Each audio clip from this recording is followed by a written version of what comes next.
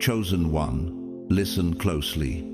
This is not just a message, this is a divine interruption. You were not supposed to see this tomorrow. You were not meant to casually scroll past it next week. This was destined for today. And if you delay, hesitate, or second guess what you're about to hear, you could miss the very doorway heaven carved open for you. Right now, there is a window small, sacred, and temporary, and it is only open for a short while. If you've been asking for a sign, this is not just your sign. This is your signal. There is a reason your spirit was pulled to this video at this exact moment in time. Don't brush it off. Don't say, "I'll come back to it later." Later will be too late. You are standing at the edge of something monumental, a divine unlock, a rapid transfer, a spiritual push that will only recognize those who move in obedience and urgency. What if the thing you've been waiting for your whole life is waiting on you to move today? Before we go any further, pause right here and comment 777 if you feel that tug in your spirit. That number isn't random, it's divine completion. A spiritual confirmation that what God started in you is being fulfilled right now. To those who've supported this channel through Super, thank you from the bottom of my heart. Your generosity has helped this message reach the ones who need it most. And you are part of this prophetic ripple. Now, stay with me, because in the next few moments, I'm going to show you exactly why today is different. Why this alignment couldn't happen yesterday, and why waiting until tomorrow could cost you everything. You're about to find out why this moment was divinely scheduled, and why it's your responsibility to answer the call. Let's go deeper. God's chosen ones. This was meant for today. Delay it, and you'll miss the whole point.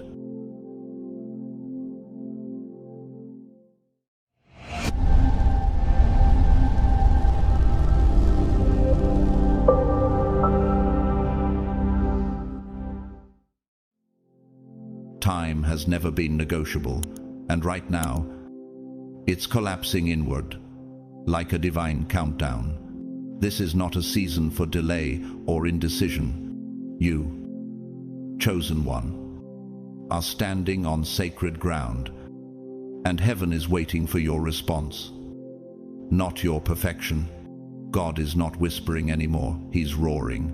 The divine echo you've been sensing in your spirit, that pressing weight you couldn't shake this morning, that uneasiness while doing something as simple as scrolling your phone, that was the sound of destiny tapping you on the shoulder.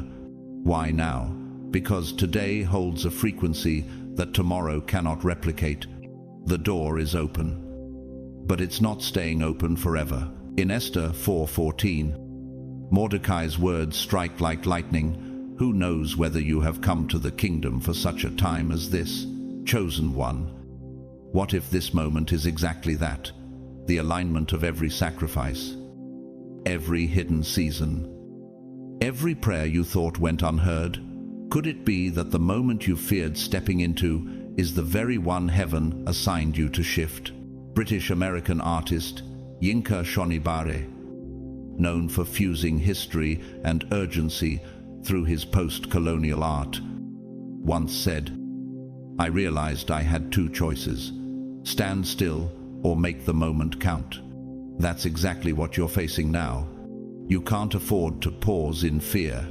If Yinka hadn't acted when history called, he would have faded into the shadows of almost. But instead, he became a symbol of unapologetic boldness. Just like him, your purpose carries the burden of timing. And yet, there's a warning in this window. If there are those who awaken the heavens with obedience, there are others who provoke judgment by delay. Joe Low, the Malaysian financier behind the infamous 1MDB scandal, once stood in powerful rooms with limitless access, But he chose deception over divine timing. His billions couldn't buy back integrity. He is now a global fugitive. And his legacy is a cautionary tale. Delay and deception breed downfall. What are you risking by hesitating one more hour? This is not a hypothetical shift. It is real and active. Romans 13:11 says, "And do this." Understanding the present time, the hour has already come for you to wake up from your slumber. You're not just waking up to inspiration. You're waking up to instruction. Heaven is not waiting for you to be in the mood. Heaven is moving. And it will either carry you or move past you. What if the next 48 hours are the very ones your soul has been groaning for? What if the tears you wept in private were watering this very moment of harvest? Could it be that your next 15 days depend entirely on your decision in the next 15 minutes? Isaiah 43:19 reminds us, "Behold, I am doing a new thing, now it springs forth. Do you not perceive it?" This is not random. This is resurrection in real time. Imagine this as the ignition to your purpose, just like when Elijah heard not the earthquake, not the fire, but the still small voice in 1 Kings 19:12. That was the turning point. That voice is speaking again now. But it won't wait forever. Momentum is being activated. Power is shifting hands. Oil is being poured.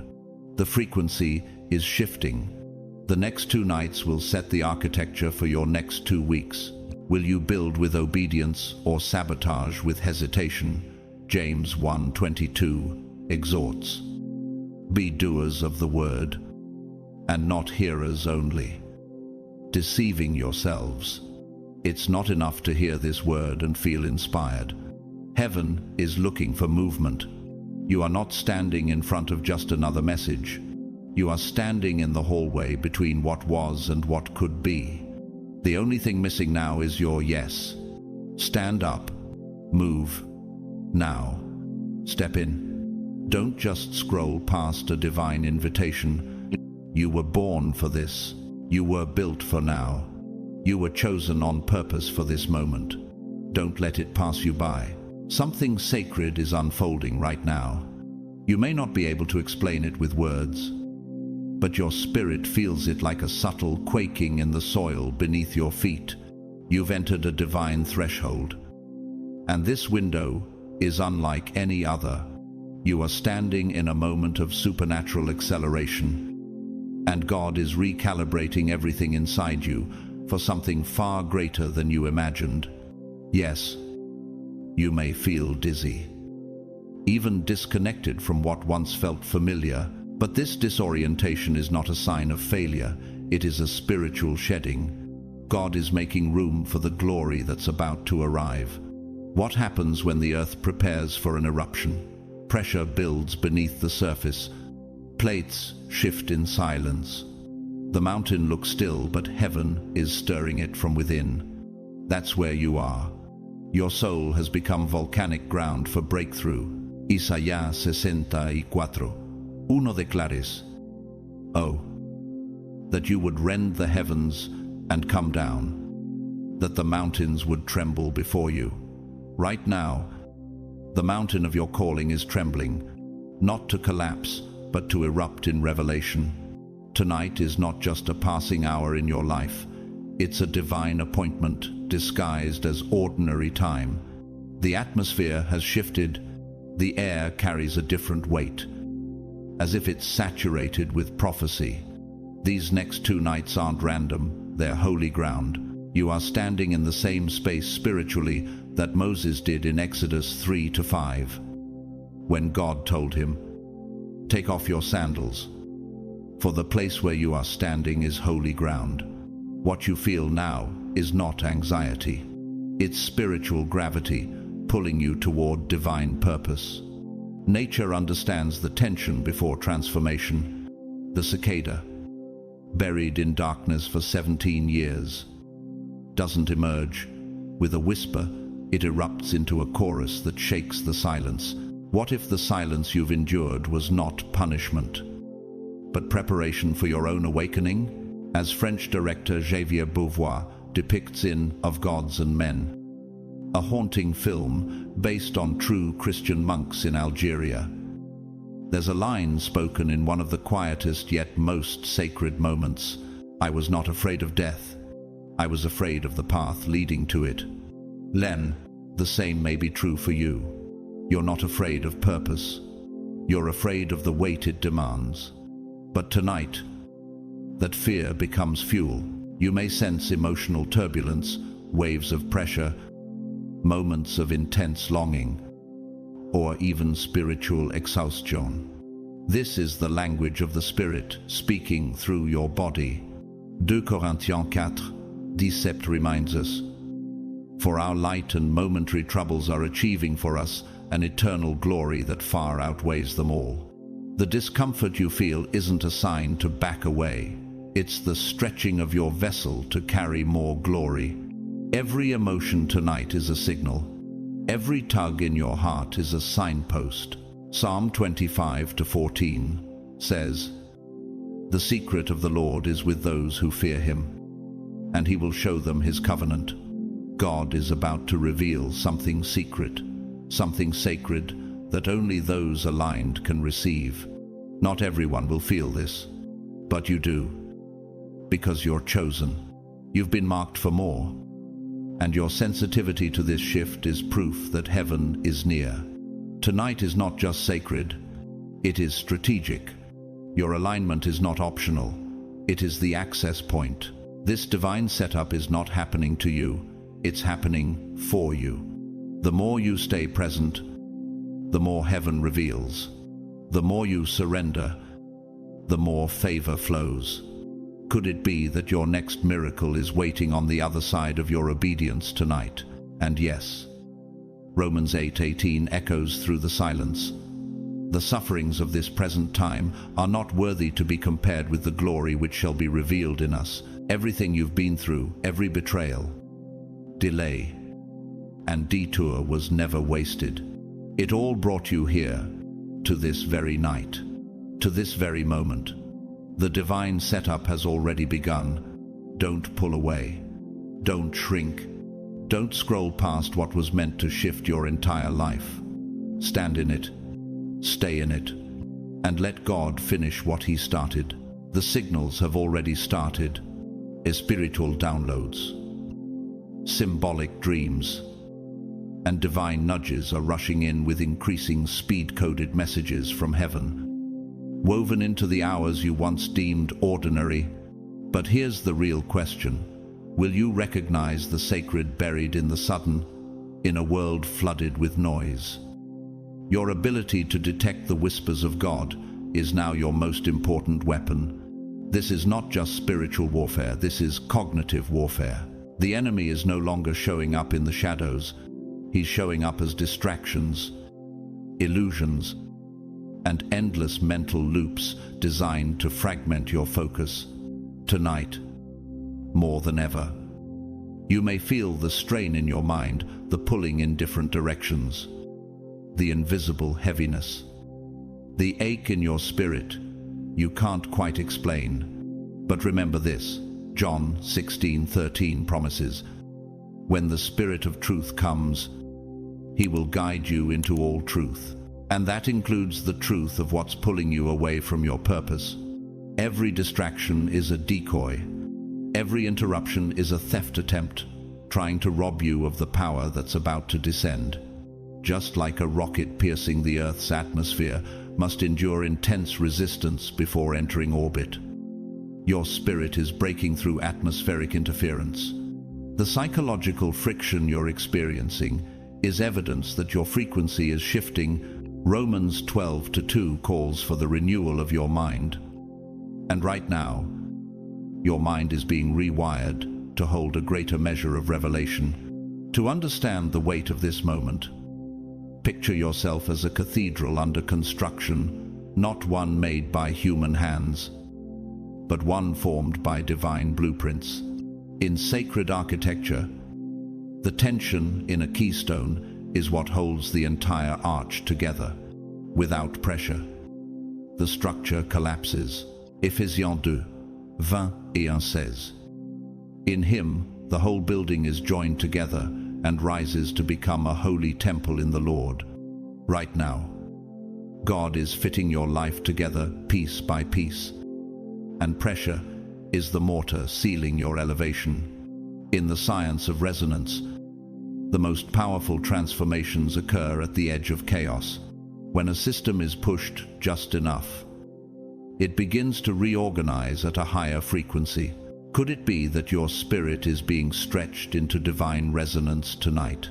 Zanele Muholi, a South African visual activist and photographer who once said, "I am reclaiming my blackness, my queerness, my identity through visibility."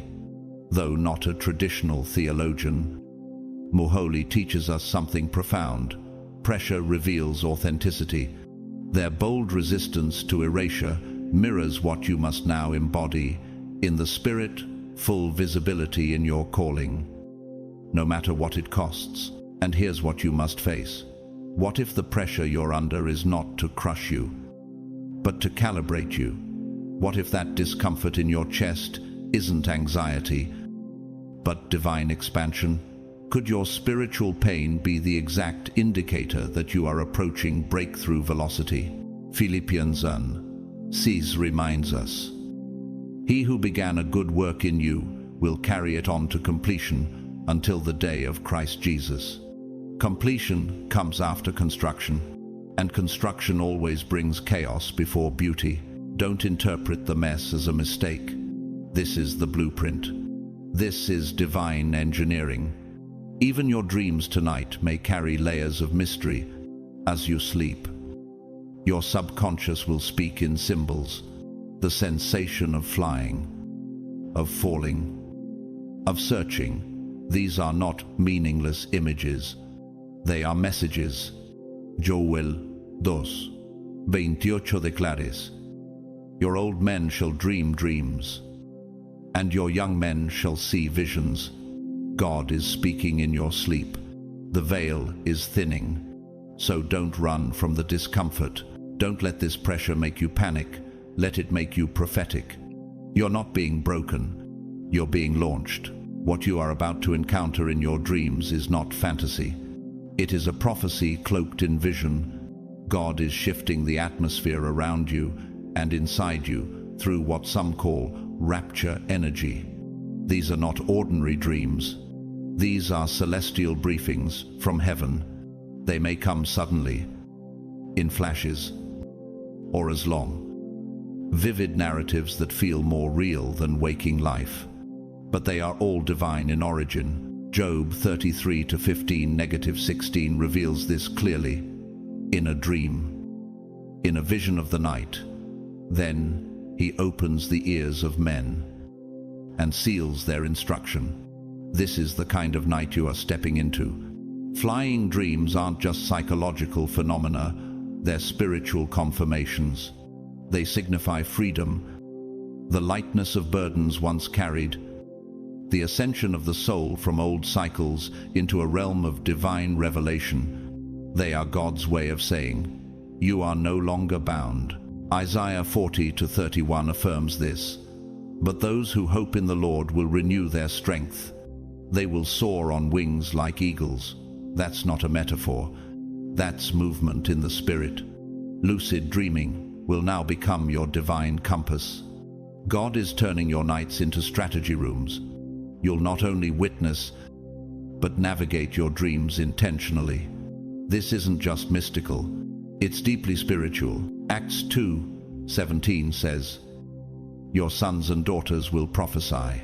Your young men will see visions. Your old men will dream dreams." The visions coming are not just insight, they are instruction. Blueprints, coordinates, warnings, answers to questions you've long buried. This is why you must remain spiritually alert, even while asleep, because some of the clearest answers you've been praying for will come in dream form. Your soul will be shown what your mind couldn't yet understand. Proverbs 3:5-6 assures us, "Trust in the Lord with all your heart, and lean not on your own understanding, and he will make your paths straight." The path he is revealing now starts in your sleep. To illustrate this in real life, Dr. Tererai Trent, a Zimbabwean scholar and humanitarian who, as a child, was denied education and married off young. But one night, she had a dream, repeated for years, of walking across a graduation stage in a cap and gown. She called it her sacred vision against every obstacle. She followed that dream. Today, she holds multiple degrees and was honored by Oprah Winfrey as one of the most inspiring women alive. Her dream was not random. It was divine. And yet, just as God speaks in dreams, so does the enemy try to counterfeit and corrupt. One example of this is Marshall Herff Applewhite, a former music professor who led the Heaven's Gate cult. He misinterpreted dreams and spiritual impressions, claiming they were extraterrestrial messages from a higher realm. He ultimately convinced 39 people to commit mass suicide in 1997.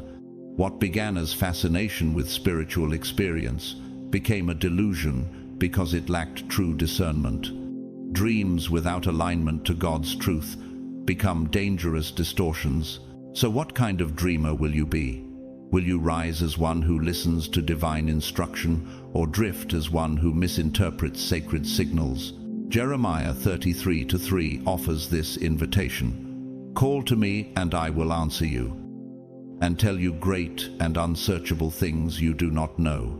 What if tonight is the night God begins to show you those unsearchable things? Tonight, as you sleep, don't resist what God is showing you. Don't dismiss the symbols, the numbers, the visions that echo in your spirit. Even the emotions you feel in those dreams are part of the message. What if the anxiety you feel in your dream is not fear, but an instruction to pay attention? What if flying isn't just symbolic freedom, but a literal elevation in your calling?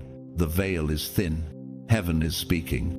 You are being reprogrammed for divine awareness. You are not just sleeping, you are receiving.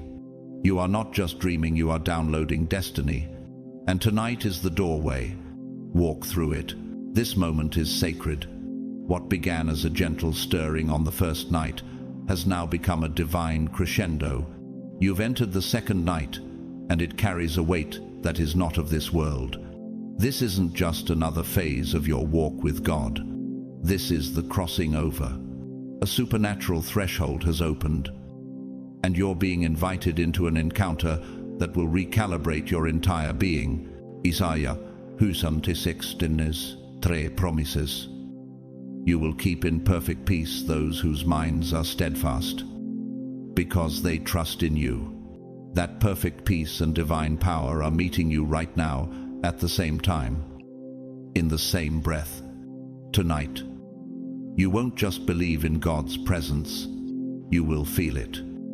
Tangibly, undeniably, His presence will wrap around your soul like a warm surge of wind before a lightning storm alive. Electric, undeniable. It will settle into your bones, not to shake you, but to still you. And you will know, He's not just near, He's with you. Psalm 46, 1 declares, "God is our refuge and strength, an ever-present help in trouble." That word, ever-present, will no longer be a verse. It will become your experience. What if this night was the answer to the prayers you forgot you prayed? What if the breakthrough you've waited years for is arriving not in noise, but in stillness? Just as a forest knows how to shift in silence before a coming storm, your spirit will feel the holy hush that always precedes a revelation.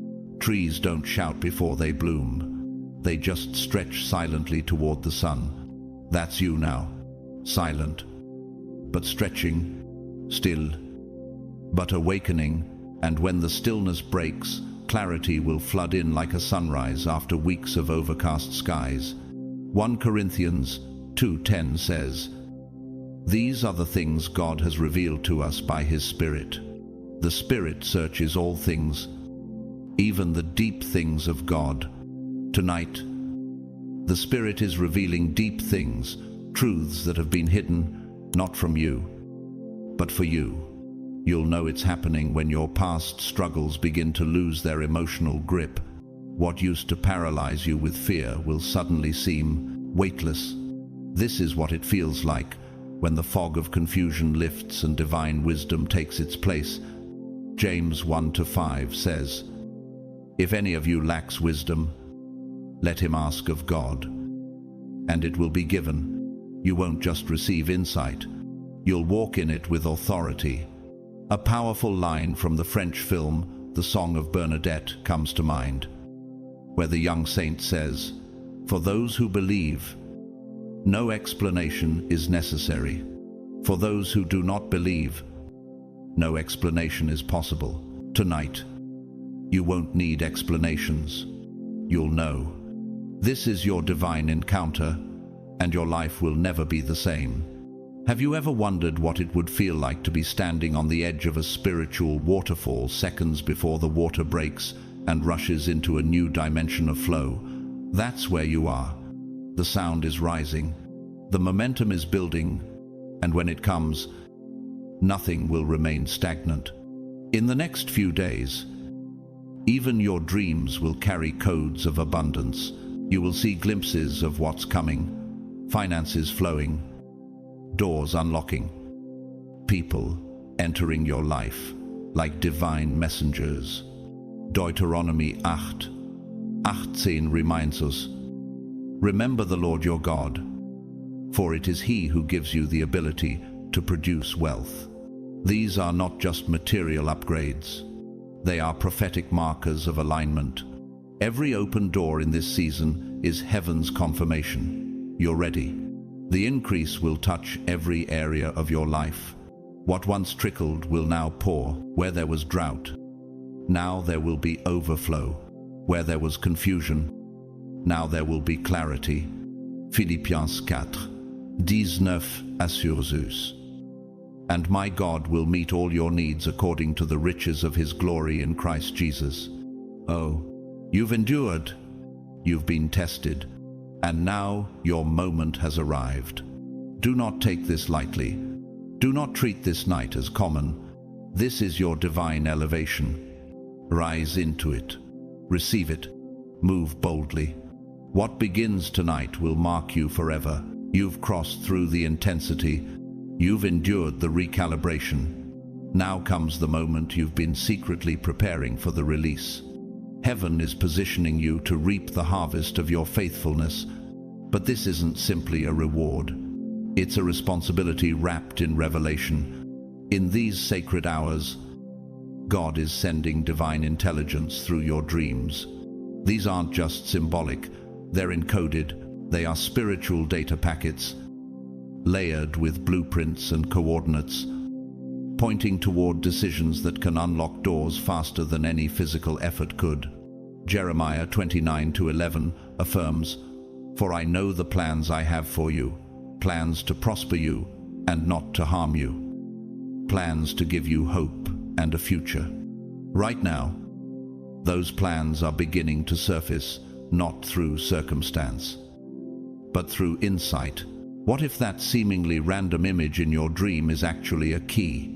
What if the sequence of numbers you see is a divine frequency aligning you to prosperity? As you prepare for rest, you may feel mentally overloaded, thoughts racing, emotions stirring. But this is not insomnia. It's spiritual interference being cleared. God is restructuring your mind like an architect, restoring a cathedral after a long siege. 1 Corinthians 3:16 reminds us, "Don't you know that you yourselves are God's temple and that God's Spirit dwells in your midst?" Your mind is the cathedral, and God is performing a full interior restoration tonight. This isn't just sleep, it's recalibration. The thoughts that won't stop racing aren't dysfunction. They're the residue of an old pattern being evicted. Your spirit won't let you rest until your mind is cleared for reception, just as in neurology. The brain undergoes synaptic pruning during rest clearing, unused pathways to make room for new growth. Your spiritual brain is now doing the same. God is trimming away thought patterns that can no longer carry the weight of your calling. In quantum physics, it is said that particles exist in a state of potential until observed. Could it be that your dreams tonight are collapsing probabilities into divine certainties? To bring this home, let me share a story. David Ajay, a Ghanaian British architect renowned for designing sacred spaces, once said, "Architecture should empower, not oppress. It must breathe with the people it serves." That's exactly what God is doing to you. He is redesigning your internal architecture, your mental framework, so your thoughts empower your elevation, not hinder it. No more cramped blueprints from past trauma. No more spiritual ceilings. This is spiritual architecture unveiled. And now the question becomes, what will you do with this clarity? Will you let old voices override new instructions, or will you silence them and step into alignment? Proverbs 16:3 instructs, "Commit your works to the Lord, and your thoughts will be established." If your thoughts are still wandering tonight, it's because God is not done establishing them. The pressure to quiet your mind isn't punishment, it's positioning. Romans 8:6 offers deeper wisdom. The mind governed by the Spirit is life and peace. That's your promise. That's your destination. So as you lie in the stillness, don't wrestle. Breathe. Yield. Let the ancient architect clear the halls of your inner cathedral. Let him sweep away every cobweb of fear, every echo of old failure, every dusty ceiling of unbelief. This is what spiritual alignment looks like, not just a posture of prayer, but a mental blueprint submitted to heaven's design. You are not just trying to fall asleep. You are stepping into synchronization with divine timing. Let it happen. Let the thoughts unravel. Let the clarity come. Let the blessings pour. This is your mental exodus. And tonight God is leading you out. Right now, something profound is happening in your spirit. Something holy. Something eternal. God is not just preparing you for elevation. He is programming you for alignment. What's coming is far beyond what you can mentally grasp or physically anticipate. But before it manifests, God is asking one thing of you: clarity of mind and purity of trust. Because the truth is, heaven can only pour into what's open, focused, and surrendered. Proverbs 3:5-6 reminds us, "Trust in the Lord with all your heart, and lean not on your own understanding. In all your ways submit to him, and he will make your path straight." That straight path begins tonight, not when you move physically, but when your spirit aligns internally. When you awaken tomorrow, the haze you've been living under may suddenly lift. You'll feel it sharp, crisp, knowing like a divine GPS being reactivated. You'll no longer ask, "What should I do?" Instead, you'll sense with full certainty, this is the way. Walk in it. And here's what's deeper. God is not merely working on your emotions. He's embedding cosmic codes, spiritual blueprints written before time, into your soul. These aren't poetic metaphors. They're real, encoded instructions that unlock the parts of you that have been waiting to be awakened. Ephesians 2:10 confirms this. "For we are God's handiwork, created in Christ Jesus to do good works, which God prepared in advance for us to do." Those works prepared in advance, you're about to receive the spiritual instructions to carry them out. But what if the sensations you're experiencing aren't random? What if the restlessness, the energy flowing through your chest, the tingling in your fingers, what if these are signs of divine reprogramming? God is not just changing your path, He's upgrading your internal system. You're not being healed back to normal. You're being elevated into the original design He authored for you in eternity. These divine codes will sharpen your discernment, expand your capacity, and activate a higher level of intuitive wisdom. John 14:26 affirms it. But the Advocate, the Holy Spirit, will teach you all things and will remind you of everything I have said to you. That teaching isn't always through sermons. It can come in the silence, in the frequency shift you feel even now. Carlos Cruz Diez, the Venezuelan kinetic artist who revolutionized color perception by discovering how colors could interact dynamically through movement. He once said, "Color is not static, it's a situation, constantly in flux." Just like perception itself. Cruz Diez didn't follow the rules. He rewrote them through higher vision. Similarly, God is shifting the colors of your spiritual perception, upgrading the way you see, move, and respond to the world around you. But just as there are those who surrender to the divine, there are those who resist and try to manipulate it.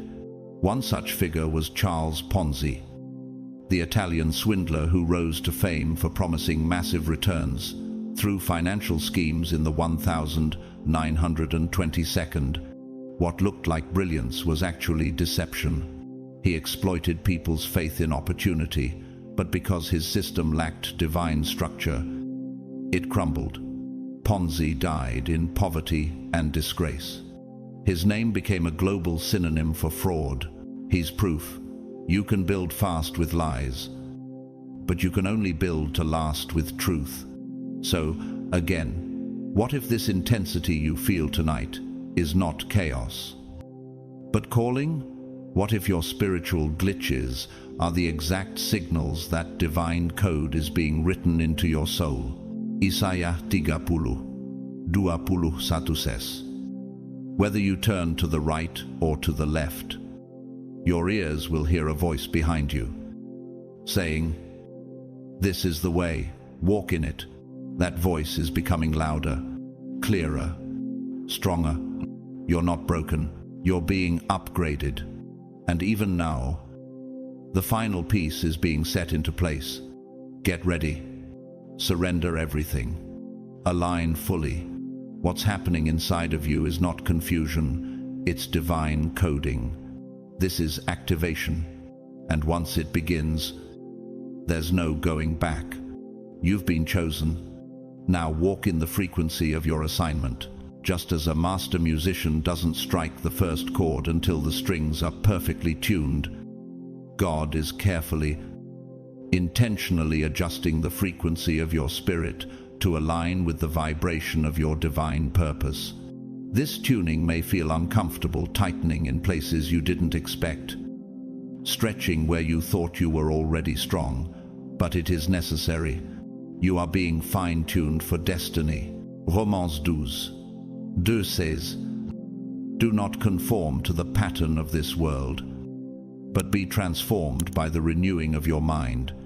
Then you will be able to test and approve what God's will is."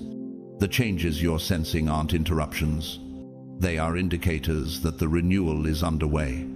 Like a chrysanthemum that blooms later than other flowers, your season has been timed, not for the crowd, but for the crown. Your growth was not delayed. It was divinely scheduled. And now, the second week of August has arrived not just as a page on the calendar, but as a celestial timestamp. This is the week your preparation meets activation. The week your hidden prayers become visible results. The week the spiritual winds shift in your favor. Could it be that the discomfort you've endured was never about punishment but preparation for sudden harvest? Galatians 6:9 urges us, "Let us not grow weary in doing good, For at the proper time we will reap a harvest if we do not give up. That proper time is now, not metaphorically, not someday, but now. You are standing in the very moment you once begged God for. Nature understands divine timing better than we do. The Arctic poppy, buried beneath snow for months, blooms overnight when exposed to 24-hour sunlight during the polar summer. What looked like a delay was incubation, and now your spirit is responding to divine light. In the days to come, breakthroughs will not trickle, they'll flow. Conversations that once confused, you will suddenly make sense. Connections will click. You will begin to discern who carries life and who carries weight. This isn't just the unveiling of blessings, it's the restructuring of your environment to make room for them. Isaías 43:19 declares, "See, I am doing a new thing. Now it springs up. Do you not perceive it?" God is not just bringing new things, He's bringing new perception so you don't miss them. Like fruit, ripening all at once after years of faithful watering. The seeds you've sown, every act of obedience, every moment of sacrifice, every whispered yes are now coming to harvest. You didn't just grow, you were rooted, and now elevation is inevitable. But with this season comes stewardship. The second week of August is not just about reward, it's about responsibility. Luke 12:48 reminds us, "To whom much is given, much will be required." God is trusting you with more influence, more clarity, more weight. Are you ready to carry it with grace? There's a line from the European Christian film Letters to Father Jacob that whispers gently but powerfully. Some prayers are like seeds, they disappear underground, but they're not forgotten. What if everything you thought was buried was actually being rooted? What if now is the moment heaven unveils what's been quietly growing all along? What if this isn't just the start of a new chapter, but the culmination of every chapter you thought didn't matter? Philippians 1:6 confirme. He who began a good work in you will carry it on to completion until the day of Christ Jesus. That good work is rising, not because you forced it, but because you endured. And now it's your time to lead. This week will invite you into rooms you once feared were too big. You'll be called to operate with wisdom beyond your years and confidence not built on ego, but on intimacy with God. The world will ask, "Where did this come from?" And you'll know, it was never you. It was always Him. So rise boldly, speak clearly, walk humbly. The second week of August is not just a date, it is your destiny in motion, and your eyes will echo through eternity. This is not just a moment, this is the moment. Your breakthrough window isn't coming, it's already open. It's here, not tomorrow, not someday. Now, the gates of limitation have been unlocked. The hinges of delay are loosening, and heaven is beckoning you to move boldly, decisively, and without apology. Isaías 61 commands, "Arise, shine, for your light has come, and the glory of the Lord rises upon you." That verse was once a promise. Tonight, it's a prophetic reality. The time you've spent waiting has not been wasted. It has been measured, tested, and calibrated to create this precise opening. The door is not wide open forever, but it's wide open now. What if hesitation is the only thing standing between you and the very life you've been praying for? What if this is the final test of your trust to move without all the answers? You've fought invisible battles, spiritual wars that left no physical scars, but sharpened your discernment and forged your resilience. You stood when no one noticed. You worshipped while bleeding. You prayed while breaking. 2 Corinthians 4:8-9 reflects your journey. We are hard-pressed on every side, but not crushed, perplexed, but not in despair, struck down, but not destroyed. And now, that warfare has positioned you for divine reward. From a scientific perspective, your life has been building to this exact frequency. In physics, there is a moment in quantum tunneling where a particle, facing a seemingly impenetrable barrier, doesn't climb over it, it phases through. That's what you're doing right now. You're not pushing through by effort. You're phasing through by alignment. Spiritually, you are no longer trying to force an opening. You are the frequency that opens it. And once you pass through this energetic threshold, nothing on the other side will look the same, because you won't be the same. This window of opportunity is like a rare planetary alignment, measurable only by those who are awake to its divine magnitude. You may not see it with your eyes, but your spirit knows. This is your divine setup. Your soul has already sensed it. Even if your mind is still catching up. In architecture, great cathedrals have what's called a threshold vault, a structural arc that supports the weight above an entrance. It represents strength in transition. You are walking through your own threshold vault. Yes, the weight is heavy, but the structure is sacred, and God is reinforcing every part of you as you cross. Mira Murachi, the Chief Technology Officer of OpenAI, an innovator who works at the intersection of humanity and intelligence, she once said, "There's a threshold of trust that technology must cross before it becomes transformative." The same is true of your faith. Right now, God is asking you to cross your threshold of trust, and transformation will follow. And yet, fear may try to call you back.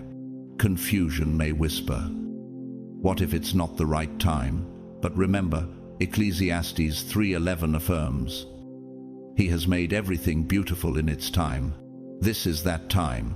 Beautiful, divine, appointed. What if the love you've longed for, the healing you've cried out for, the vision you've carried in silence is all on the other side of your willingness to step forward now? Deuteronomy 31:8 gives the final assurance. The Lord himself goes before you and will be with you. He will never leave you nor forsake you. Do not be afraid. Do not be discouraged. Then, yes, attacks may increase. The enemy only strikes when treasure is near. But now you are equipped. You are reinforced. You are sealed in favor. So rise with courage. Move without hesitation.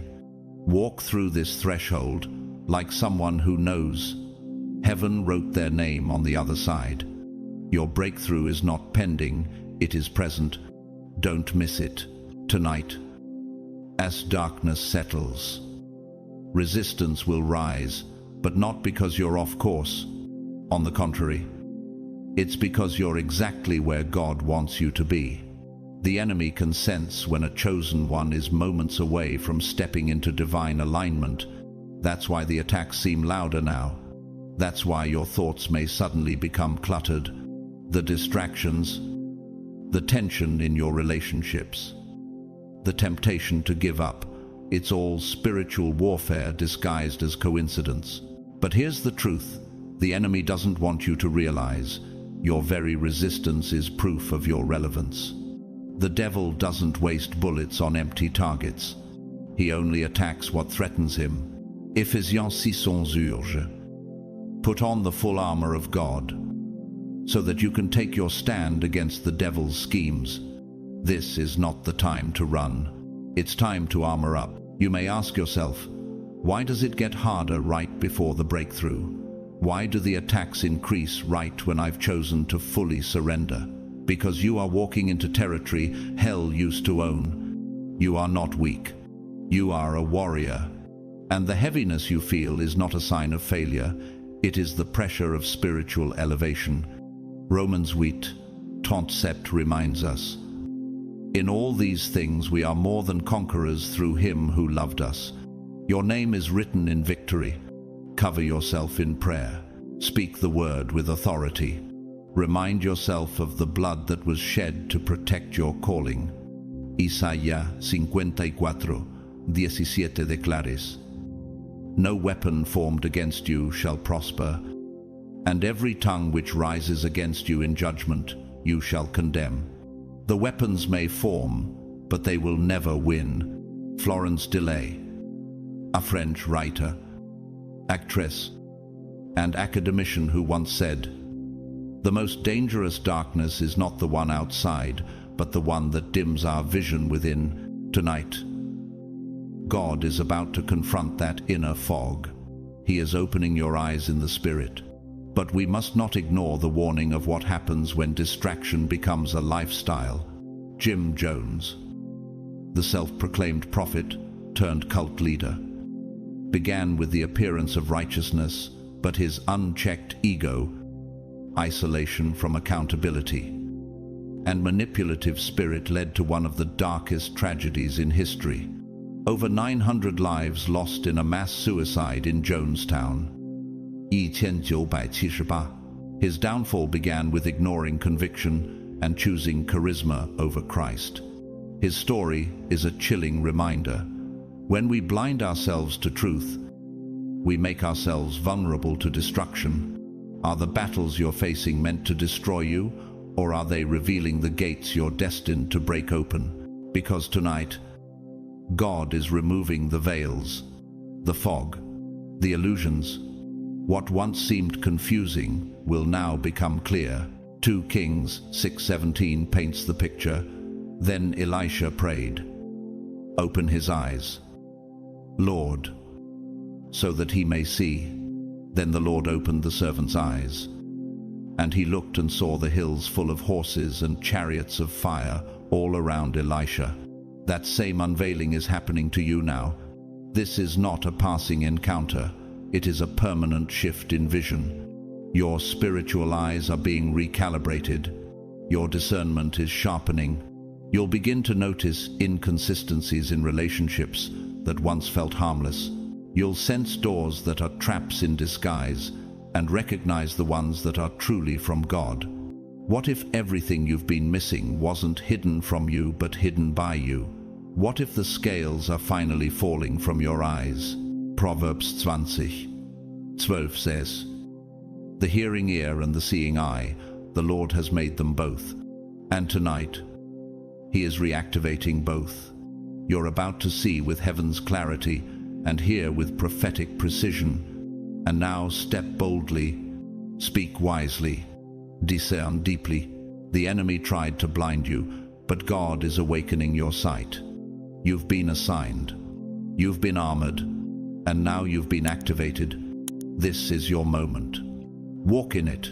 What once looked blurry is now beginning to sharpen. The fog is lifting. The static is clearing. What you couldn't quite grasp before, whether it was a decision, a direction, or even your identity, is about to become unmistakably clear. Isaiah 42:16 promises this very moment. "I will lead the blind by ways they have not known.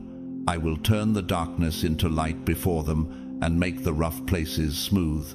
That's what's happening now. Your path is being lit from within. This is not simply a season of movement. This is a season of revelation. Your spiritual eyes are being opened. And with that comes the ability to interpret your life with heaven's perspective. No more walking in circles. No more double-mindedness. No more confusion, masked as caution.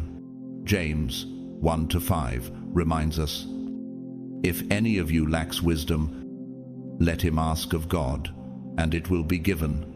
The wisdom is here. It's coming through your dreams, through your knowing, through the quiet moments that stir unexpectedly.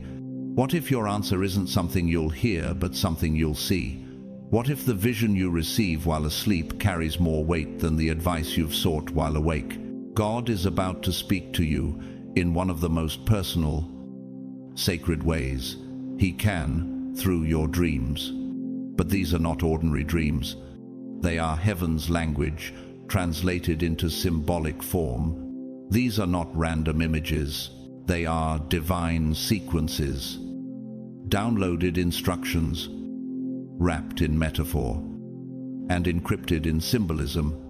Job 33:15, -16, reveals, in a dream, in a vision of the night, he opens the ears of men and seals their instruction. You are not simply sleeping. You are receiving a strategy. Pay close attention in the coming nights. The details that seem strange, the animal, the number, the stranger who speaks, the place you suddenly appear in, may all be clues. Genesis 40:8 shows us this truth when Joseph said, "Do not interpretations belong to God?" Yes, they do. And if he gave you the dream, he will reveal its meaning. Let your trust be like that of the migrating monarch butterfly, which somehow journeys over 3,000 miles, guided not by maps or technology, but by an internal compass etched into its wings. You, too, are being guided. You may not fully understand how, but something inside you already knows where you're going. And, just like the African baobab tree, which stores water for long droughts and seems dead during the dry season, but bursts with life at the right time, your soul has stored up revelation that is now being released. Don't judge the dryness. Expect the blooming. There's a moment in the award-winning European Christian film, Babette's Feast, that perfectly captures this clarity. When the villagers finally taste the chef's lavish sacrificial meal, one of them whispers, "Now we understand that mercy and truth have met together." In the same way, your dreams will bring clarity to both mercy and truth in your own journey. They will make sense of your pain and your purpose at the same time, but you must prepare to receive it. God is not throwing pearls into chaos. He is entrusting secrets to the still. Keep a journal next to your bed. Record even the fragments, the strange visuals, the vague emotions. They may not make sense now, but over time, they will form a prophetic mosaic. Habakkuk 2:2 confirms this. Write the vision and make it plain, though it lingers. Wait for it. It will certainly come and will not delay. Oh, you will begin to see the divine alignment behind every setback. You'll understand why some people had to leave, why certain doors never opened, why you were delayed but never denied. Romans 8:28 will no longer be a verse. You quote, it will become a truth. You recognize, and we know that in all things God works for the good of those who love him. Oh, what if everything you've endured wasn't meant to break you, but to prepare your spirit to finally perceive the full picture? Tonight, the revealing begins. The veil lifts. The codes download. The instruction flows. Don't dismiss what seems symbolic, because it might be your exact next step. This is more than sleep. This is an encounter. Prepare for vision. Prepare for direction. Prepare for purpose. This isn't a flash of lightning in the night. It's something much more intentional, a divine layering of whispers, symbols, and subtle alignments that will unfold piece by piece over the coming days.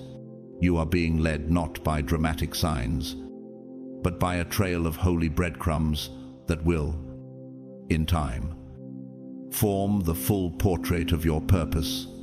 Isaiah 30:21 affirms this. Whether you turn to the right or to the left, your ears will hear a voice behind you, saying, "This is the way, walk in it." The guidance won't always arrive like thunder. Sometimes it will be a soft nudge, a conversation that strikes a deep chord, a sudden memory that surfaces out of nowhere, or an inner knowing that gently pulls you in a new direction. These are not coincidences. They are coordinates. Each seemingly random moment is a part of heaven's coded language, gently steering you toward destiny. In physics, constructive interference occurs when two or more waves meet at just the right time to create an amplified signal. That's what's happening in your spirit now. The waves of your past experiences are aligning with the vibrations of divine timing to create a spiritual amplification, making this moment louder than any moment before it. What if the signs you've been waiting for aren't coming all at once, but one whisper at a time? What if the little things are the big things in disguise? Romans 8:28 assures. And we know that in all things God works for the good of those who love him. That includes the fragmented memories, the delayed dreams, and the quiet moments you didn't know were shaping you. The confusion you've wrestled with, the fog, the second guessing, the endless questions has been a recalibration, like a compass adjusting after being near a magnet. Your spiritual field is realigning to its true north. 1 Corinthians 14:33 says, "For God is not the author of confusion, but of peace." So if peace is emerging from your confusion, know that God is rewriting the map. This unfolding is like a cathedral ceiling slowly being revealed through candlelight. You may only see one section at a time, but each part reveals more of the architectural masterpiece, and, just like that ceiling, your purpose is sacred, intricate, and intentionally constructed. Every revelation you receive, whether through a dream, a word, or a divine encounter, is another archstone in your spiritual design. To make this more real, Gudbjörg Rike Thorodsen, an Icelandic architect and visionary who blends ancient stone structures with modern sacred spaces, she once said, "A building must echo the soul of the land it rests upon." Likewise, your purpose must echo the journey you've walked, the storms you survived, the valleys you crawled through. Your pain isn't wasted. It's the very soil your purpose is rooted in. But here's a truth you must face. You cannot enter a new chapter while clinging to the old one. That version of you, the one who had to survive, perform, protect, and pretend served its purpose. But it is not the one who can carry the weight of this new season. Isaiah 43:18, -19, calls us forward. Forget the former things. Do not dwell on the past. See, I am doing a new thing. What part of your identity is no longer required for where you're going? What title? What struggle? What label have you outgrown but are still wearing? You've grown familiar with the narrative of the one who endured the struggler, the broken, the left behind. But that story has expired, and God, the author of all things, is holding out a new script.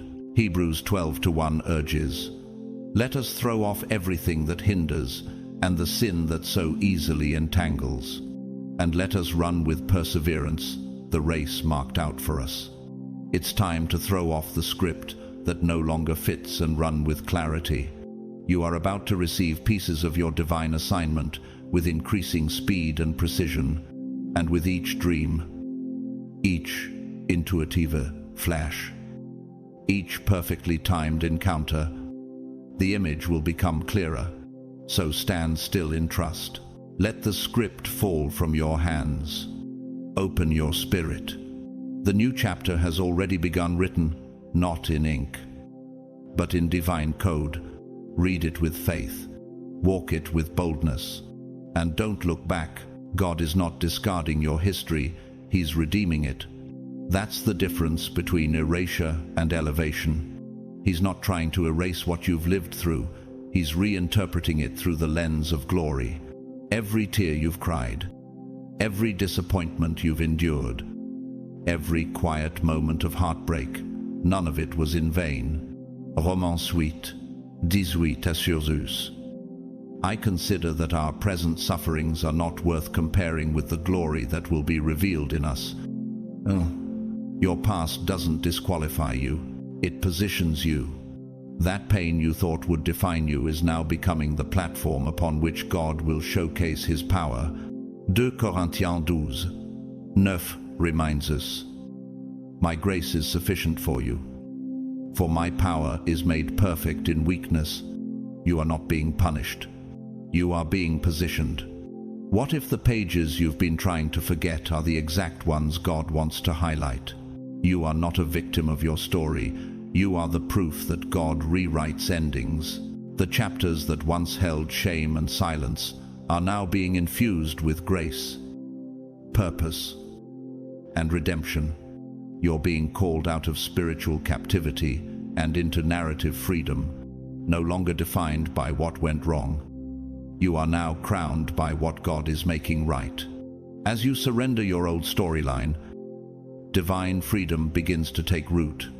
The emotional prisons you've lived in, regret, guilt, disappointment, are collapsing. The key was never changed. The key was released. Isaiah 61:3 tells us, "He gives us beauty for ashes, the oil of joy for mourning, and a garment of praise for a spirit of despair."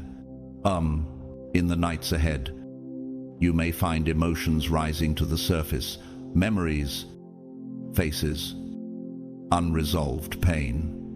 Don't fight it. Don't suppress it. These are not setbacks.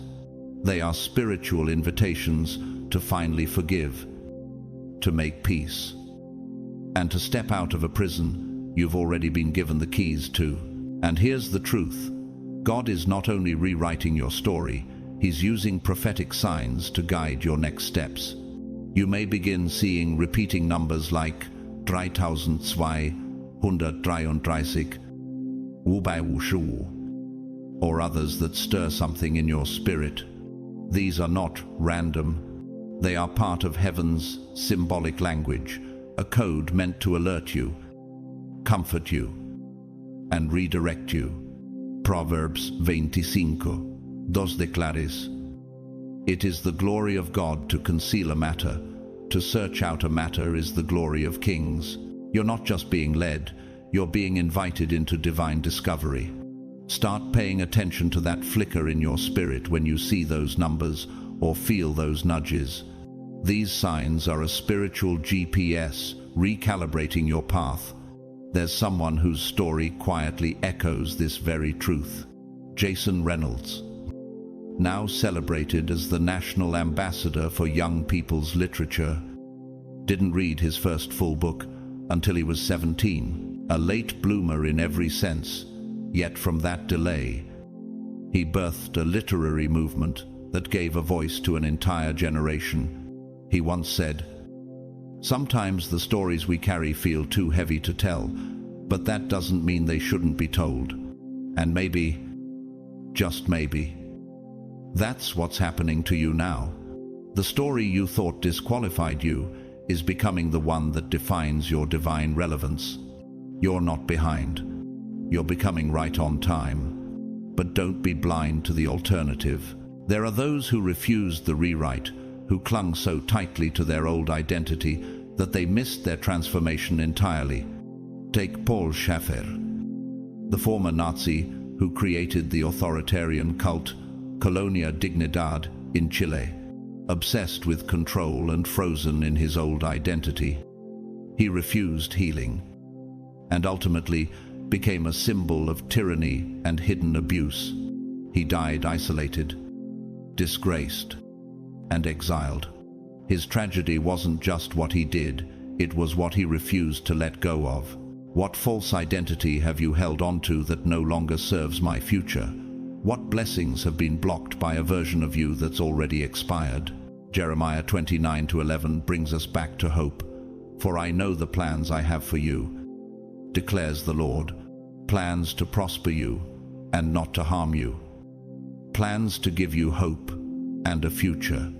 That future starts now, not when you're perfect, But when you trust, tonight, God is not just whispering over your pain, He's unlocking a new narrative. You are not forgotten. You are foretold.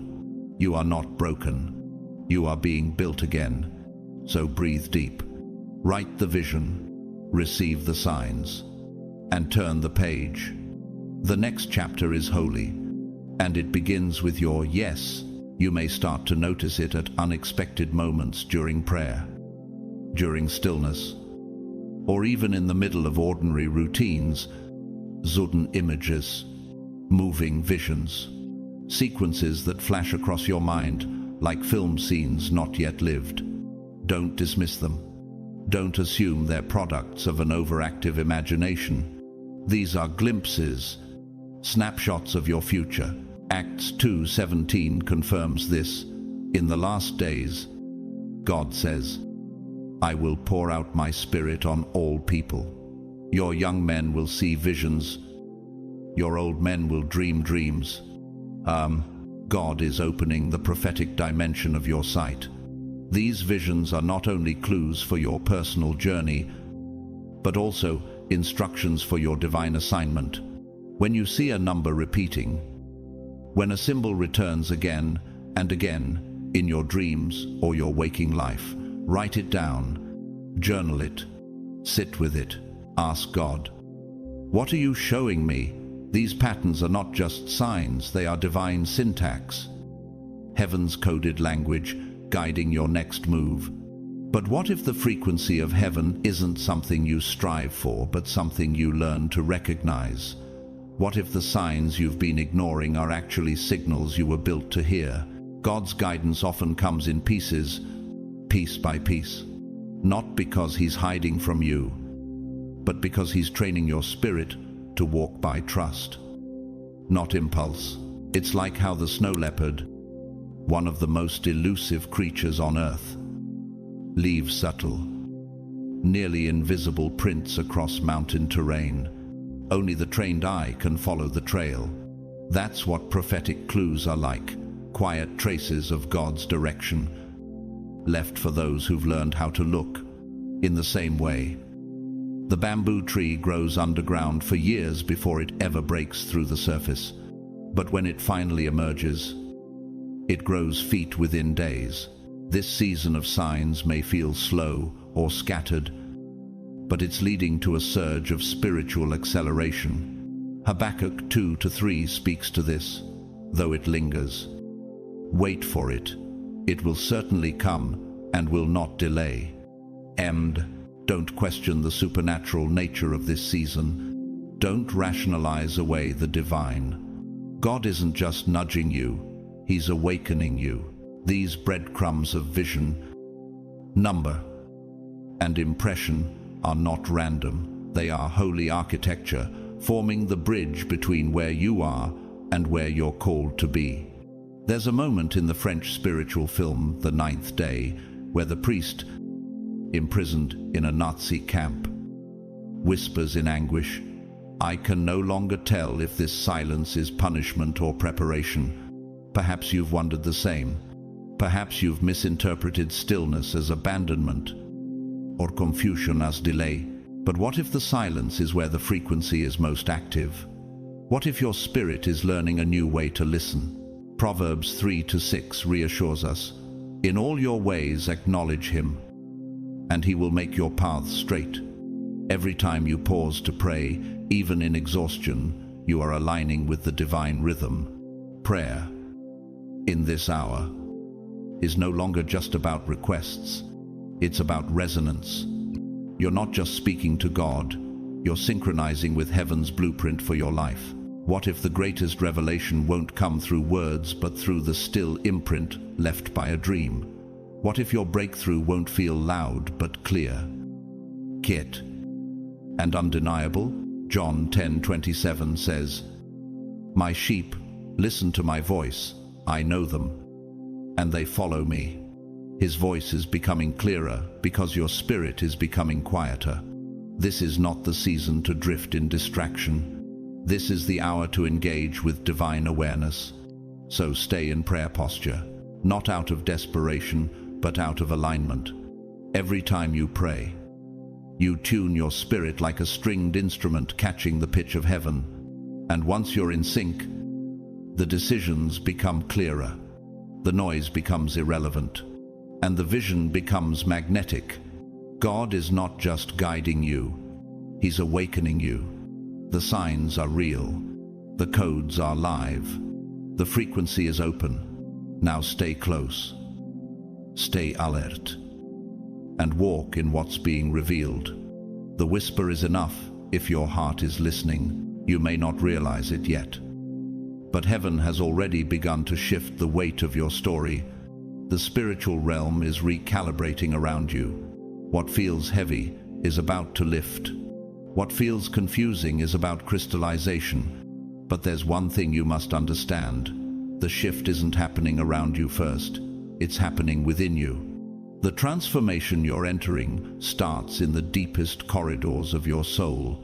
Before the door opens, God is adjusting the internal architecture of your heart to handle what's behind it. It's what structural engineers call a load redistribution, the moment before a new design can be supported. The weight must be properly balanced and shifted. That's why you've felt pressure in places you can't explain. Have you noticed the tension in your spirit, the sudden discomfort with what used to feel normal? That's not burnout. That's divine misalignment being corrected. God is softening what became too hardened, stretching what has grown too rigid, and pulling you out of spiritual autopilot. 2 Corinthians 4:16 says, "Though outwardly we are wasting away, yet inwardly we are being renewed day by day." That's what's happening to you now. The surface may still look the same, but underneath, a full spiritual renovation is taking place. You've been misjudging what you call delay. It's not delay, it's divine precision. Like a seasoned conductor, holding the orchestra just one more breath before the downbeat, God is waiting for your inner rhythm to match the symphony of heaven. And when it does, the music of your destiny will explode.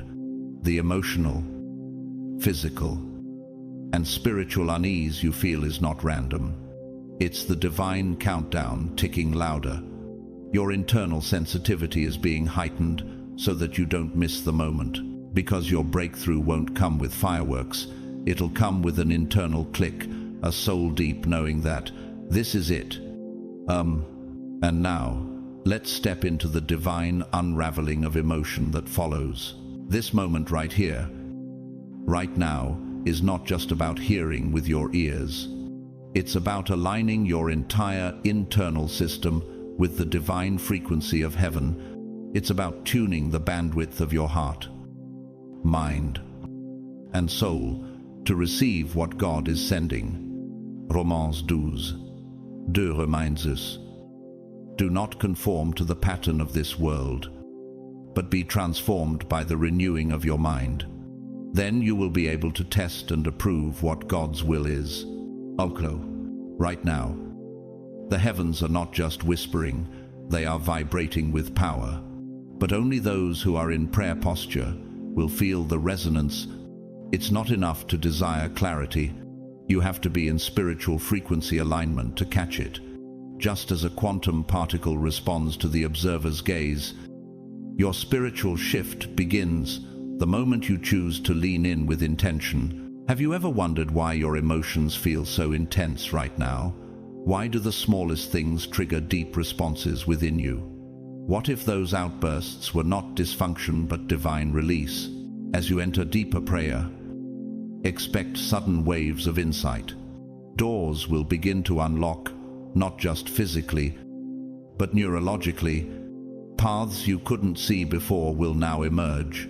What felt closed off, unreachable, or silent will begin to shift, because prayer, in this season, functions like a gravitational field, pulling what was once invisible into tangible manifestation. Matthew 7:7 declares, "Ask, and it will be given to you. Seek, and you will find. Knock, and the door will be opened to you." low. Stay alert. Stay in alignment. Don't drift from divine connection just because the world is loud. Prayer is not passive communication, it is active spiritual architecture. When you pray, you're not just whispering to heaven, you're building altars, shifting atmospheres, and resetting the coordinates of your destiny. And tonight, if you feel something break inside of you, let it. If tears come, let them fall. If anger rises, let it be seen. If grief aches within your chest, give it space to breathe. This is not emotional chaos. This is spiritual detoxification. Emotional outbursts in this season are sacred. You are undergoing what psychology calls emotional homeostasis recalibration. Your inner system is ridding itself of patterns that no longer align with who you're becoming. You are not breaking down. You are breaking through. Psalm 34:18 says, "The Lord is close to the brokenhearted and saves those who are crushed in spirit." Your tears are not weakness. They are sacrificial data points. Heaven is recording. Every sob is a surrender. Every frustration is a fracture in the prison walls that have held your emotions captive. Don't suppress what God is trying to release. To quote Paulo Coelho, the famed Brazilian author of The Alchemist, who spent years wrestling with his own spiritual path, tears are words that need to be written. Sometimes, the only way to write the next chapter of your life is to let your tears fall on the unwritten pages. What if my deepest sorrow is the birthplace of my next elevation? What if God is using my unraveling as the foundation for my resurrection? What if the version of me I'm becoming requires the dismantling of everything I once called safe? Isaiah 63 promises to bestow on them a crown of beauty instead of ashes, the oil of joy instead of mourning, and a garment of praise instead of a spirit of despair. The oil is coming, but the crushing must come first. So cry, shout, collapse if you need to. Just don't close your heart. Because this isn't emotional instability. This is divine cleansing. Your soul is being wrung out like a soaked cloth, and heaven is catching every drop. The Holy Spirit is excavating trauma, uprooting strongholds, and rewriting the script of how you carry emotion. You're not overreacting. You're over-releasing, and it's holy. Ezekiel 36:26 says, "I will give you a new heart and put a new spirit in you. I will remove from you your heart of stone." The old pain is being pulled out like splinters in flesh.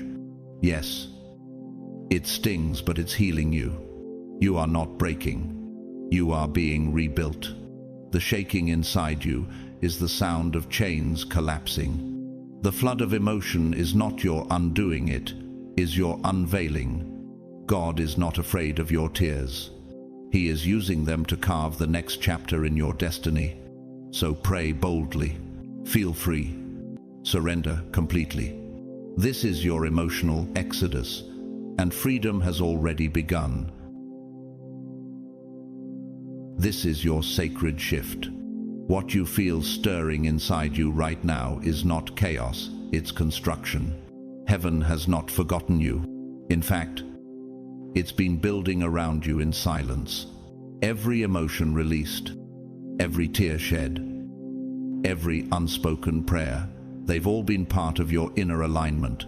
What was once broken is being rebuilt from the inside out. And tonight was not just for comfort, it was for commissioning. This is your divine turning point. So don't just leave this moment as a feeling, let it become a response. Let it change how you speak, how you move, how you trust God with the next breath. Let it deepen your prayer life. Let it heal your story. Let it awaken your spiritual eyes to what was hidden. Because now you're not just waiting on the promise, you're walking with it.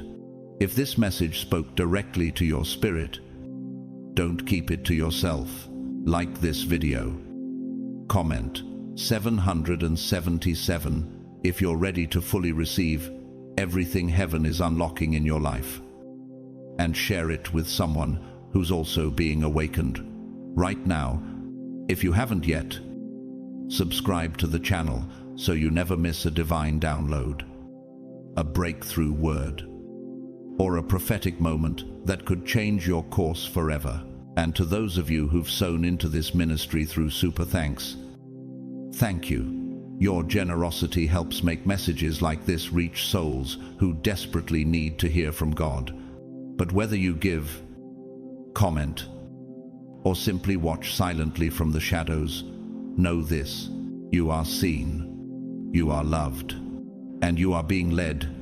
I bless you right now with peace that surpasses understanding, clarity that silences confusion, and favor that breaks generational delay.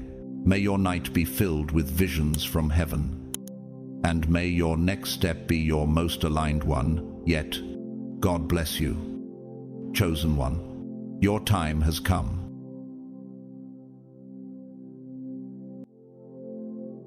Stop scrolling. Something sacred is about to be revealed. The 22nd of August is not just a date, it is a spiritual alarm clock, and you were marked to hear it.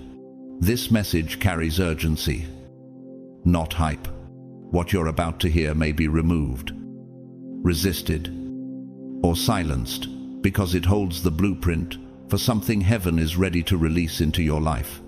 That's why you didn't find this video by chance. You were summoned, called by the Spirit, drawn by divine gravity.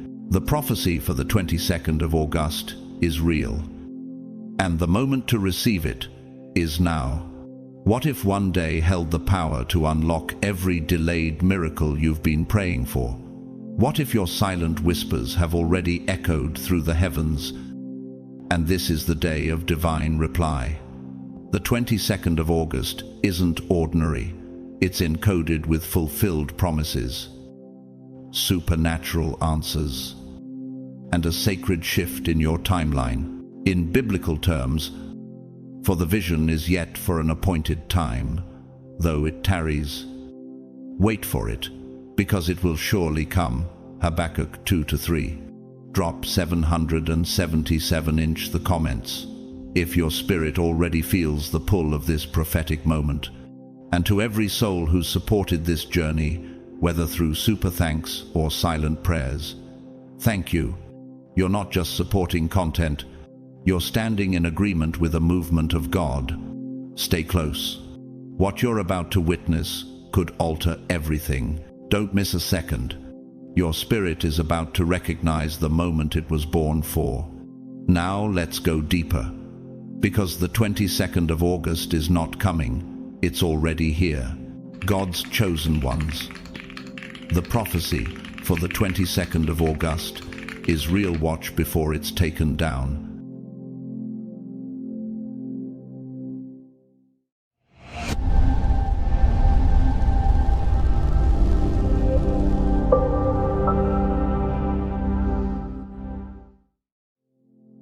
August has been vibrating with divine signals long before your eyes could perceive them.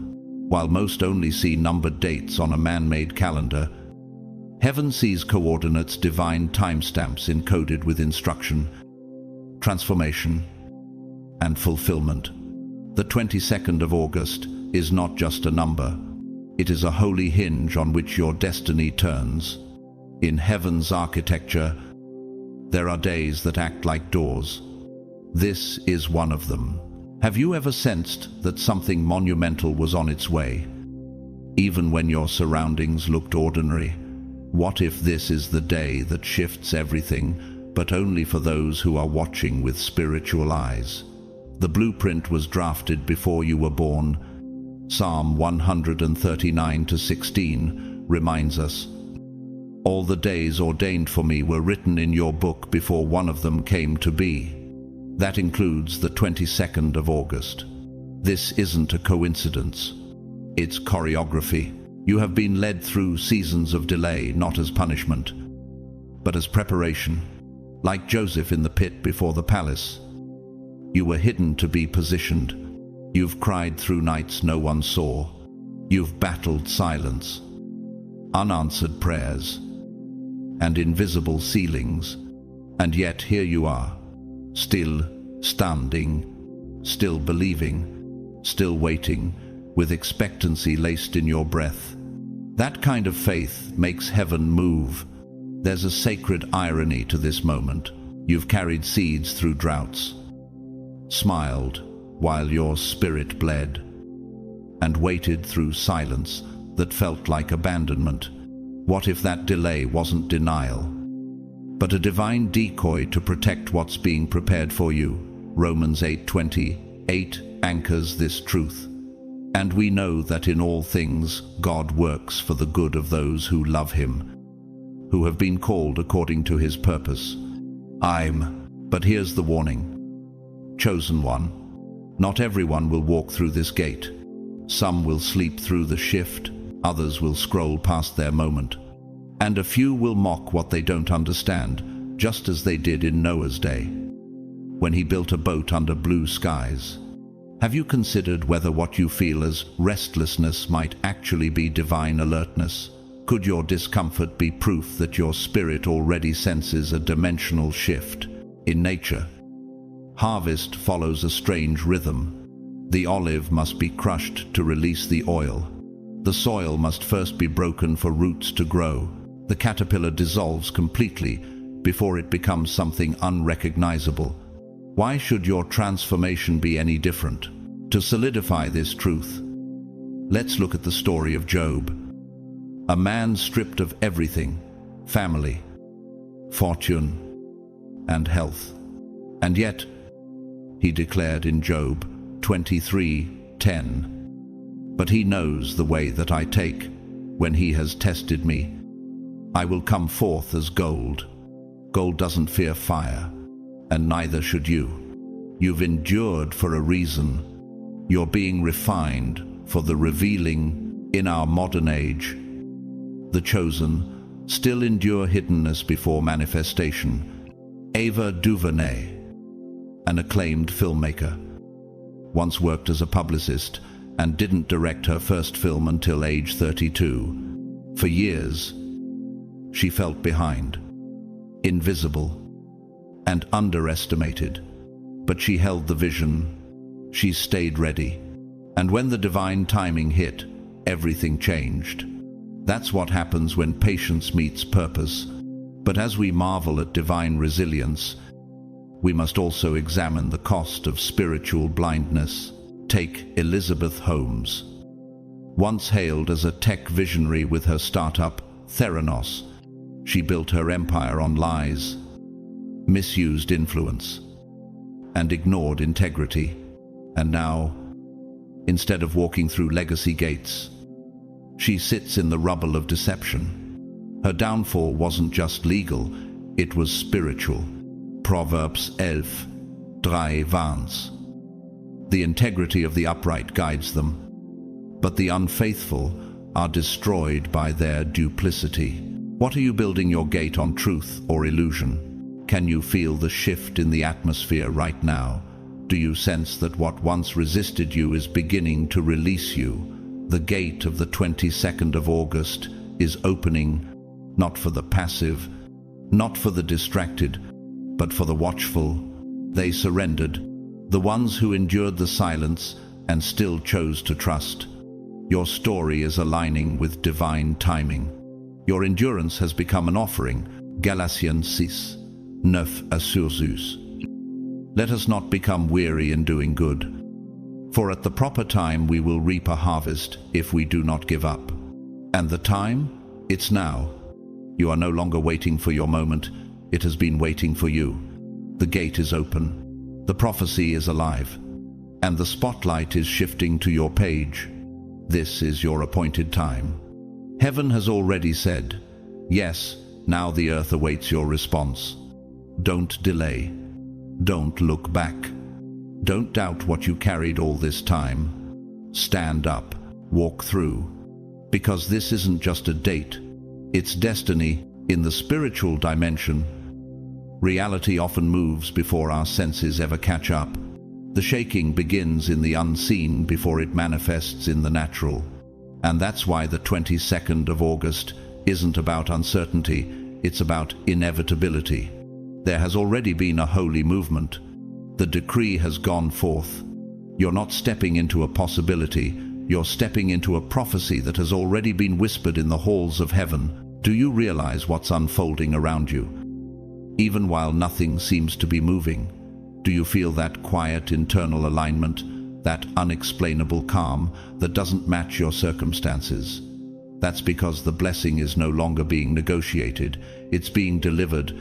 And yet, not every wish matures into manifestation. The 22nd of August isn't about every random desire, it's about the wish that has endured fire. The one that made you weep in silence while still raising your hands in surrender. The one you whispered through clenched teeth when no one believed in you. The one you buried after disappointment, only for it to resurrect during a midnight prayer when something inside you refused to quit. Like the wild fig tree that survives dry seasons by storing water deep in its roots. Your longing didn't die, it just grew hidden resilience. And now, it's time. That kind of wish, the one forged in contradiction and carried in silence, is sacred. It doesn't just grant you something, it changes you. It doesn't satisfy ego, it transforms identity. And that's why this moment is critical. The 22nd of August is not passive. It is a gate disguised as a day. It is a portal built into the fabric of time. Isaías 60:22 declares, when the time is right, I, the Lord, will make it happen. And chosen one. This is that moment. Not because you strived harder, but because you finally aligned. There are dates in the calendar that heaven has marked with fire, and this is one of them. These are moments of acceleration, where the veil is thin, and heaven's frequency is stronger than ever. Have you noticed it? The unusual peace, the people showing up out of nowhere with the exact word you needed, the job you didn't apply for that suddenly opens. That's not luck. That's alignment echoing back to you. Creation itself confirms it.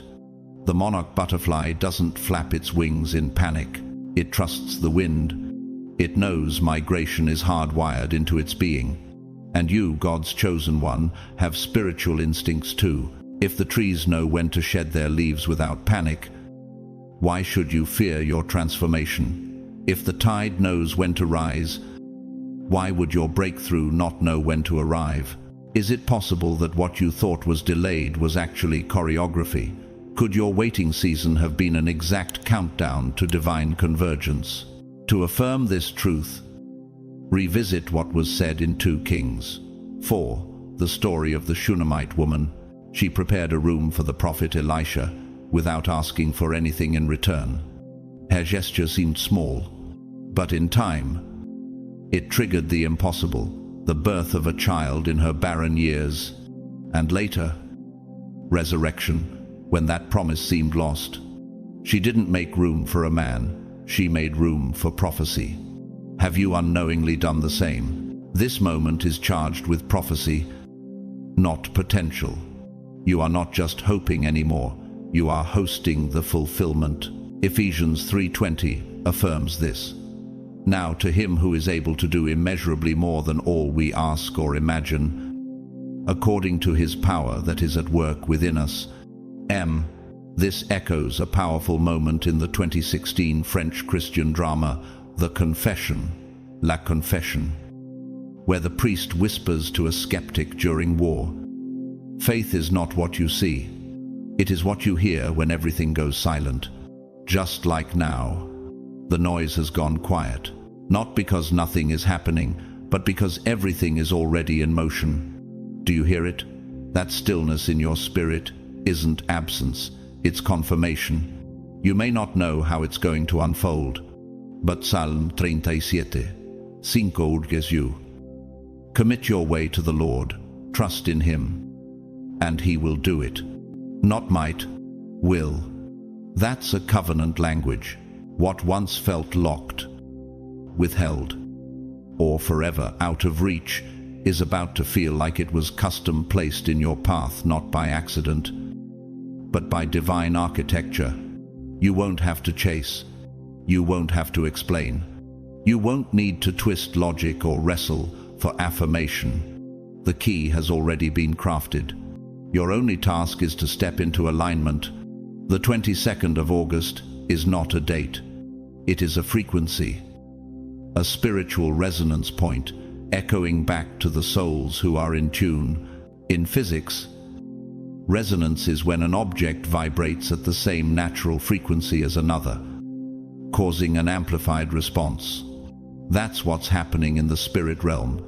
Heaven is vibrating at a frequency of fulfillment, and those who are mentally, emotionally, and spiritually aligned will feel the pull. It won't always feel dramatic. Sometimes it arrives as a whisper, a gut instinct, a vivid dream, a repeated number that appears like a signature from the divine, an unexpected opportunity, or an unshakable urge to move boldly. Don't dismiss these nudges. Don't dismiss the whisper just because it doesn't sound like thunder. Elijah didn't hear God in the wind, fire, or earthquake, but in the still small voice. 1 Kings 19:12.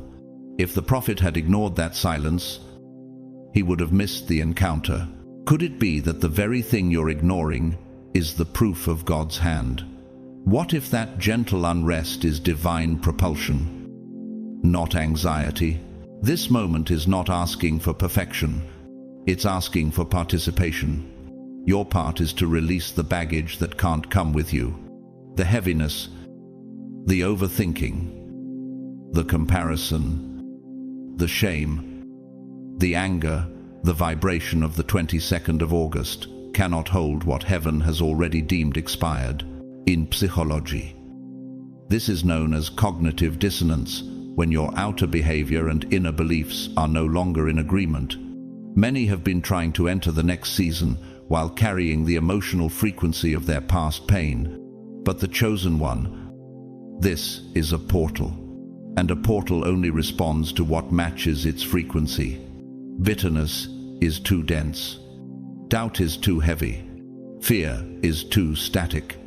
Hebrews 12:1 urges us to throw off everything that hinders and the sin that so easily entangles, and let us run with perseverance the race marked out for us. What must you throw off to run through this next open gate? This is also your checkpoint, a divine recalibration. Are you speaking in faith but thinking in fear? Are you praying for miracles while mentally rehearsing failure? Is your inner world contradicting what your mouth is declaring? To enter this new space, your posture matters more than your performance. Psalm 5:3 reminds us, "In the morning, Lord, you hear my voice. In the morning I lay my requests before you and wait expectantly." It is not just the request, it's the expectancy. Heaven responds to expectation, not desperation. In the natural world, we see this mirrored in design. An archway in architecture must be precisely weighted to carry the structure above it. If the tension isn't balanced, the entire doorway collapses under pressure. That's why this spiritual doorway only opens for the soul calibrated with peace, trust, and readiness. Not perfection, readiness. And speaking of readiness, the story of Pope John Paul I, the shortest reigning pope in modern history, known as the Smiling Pope. He was chosen unexpectedly in 1978 and died just 33 days later. But in that short time, he carried a frequency of humility, simplicity, and unexpected spiritual force. He once said, "God is Father, more than mother, and if he rebukes us, it's because he loves us." His short papacy didn't look powerful on paper, but it had eternal weight because his heart was already aligned when the call came. What if your window isn't long but it's loaded? Are you ready when it opens? Ephesians 6:13 gives this final instruction: put on the full armor of God, so that when the day of evil comes, you may be able to stand your ground. That's today. That's the 22nd of August. It is not a day to decide. It is a day to step in, armored, aware, and aligned. You don't have to be perfect, but you do have to be positioned. The vibration has already been set. The blueprint has already been drawn. Now it's your move. Drop the old weight. Release the expired emotions. Clean the inner temple. And walk into the door that no man can shut. Because the 22nd of August is not just the date, it's the doorway. And it's already open. There are moments in spiritual history where heaven doesn't whisper, it summons, and this is one of them. You are not being invited to spectate. You are being summoned to participate. The requirement is not perfection, power, or even complete healing. The requirement is availability. The divine is not looking for flawless vessels, it's looking for willing ones. Just like Isaiah, who cried out in Isaiah 6-8, "Here I am, Lord, send me." Your eyes are more potent than your resume. Could it be that your yes is the missing key to the door you've been waiting to open? Could it be that the delay wasn't because you lacked the qualifications, but because the time had not yet matured into its assignment? You don't need to be fearless, you only need to be present. You don't need to be overflowing with confidence, you just need to bring your mustard seed of faith. Matthew 17:20. If you're reading these words, then know this: you are more ready than you've allowed yourself to believe. Your life hasn't followed a typical pattern because your assignment carries atypical weight. You've been prepared in silence, trained in obscurity, and refined in fire. You've been through valleys that had no map, faced betrayals that had no closure, and carried mantles you didn't even ask for. And still, you endured. Why? Because the mission in your life required endurance before exposure. Esther had to undergo 12 months of preparation before being presented to the king. Esther 2:12. David was anointed in private long before he took down Goliath in public. Even Jesus had 30 silent years before his 3 years of open ministry. Heaven doesn't rush glory, it prepares it. And now, the hiding season is over. The divine timing has reached its climax. The restraint has lifted. The doors aren't creaking, they are being flung open. You're about to walk into rooms your trauma told you you'd never reach. Your name is about to be whispered in spaces your resume didn't qualify you for. Are you ready to be seen, not because you forced your way in, but because heaven has called your number? This isn't about naive hope. This is about divine reversal. The kind of reversal spoken of in Joel 2:25, where God says, "I will restore to you the years the locusts have eaten." Expect sudden movement. Expect interruptions that are actually introductions. Expect peace where panic once lived, rent-free. Expect divine provision where pressure used to suffocate. In the real world, we've seen this. Ed Catmull, the co-founder of Pixar, was once a computer scientist who dreamed of becoming an animator for years. His dream was delayed, his ideas considered too advanced. But when the industry caught up, his vision changed the world. He once said, "It's not the idea, it's the people who can take the idea and make it work." He was hidden, not rejected, delayed, not denied, just like you. And for every hidden vessel, there's a cautionary tale. Take Carlos Ghosn, the former CEO of Nissan Renault. Once hailed as an unstoppable automotive titan, his hunger for power outgrew his integrity.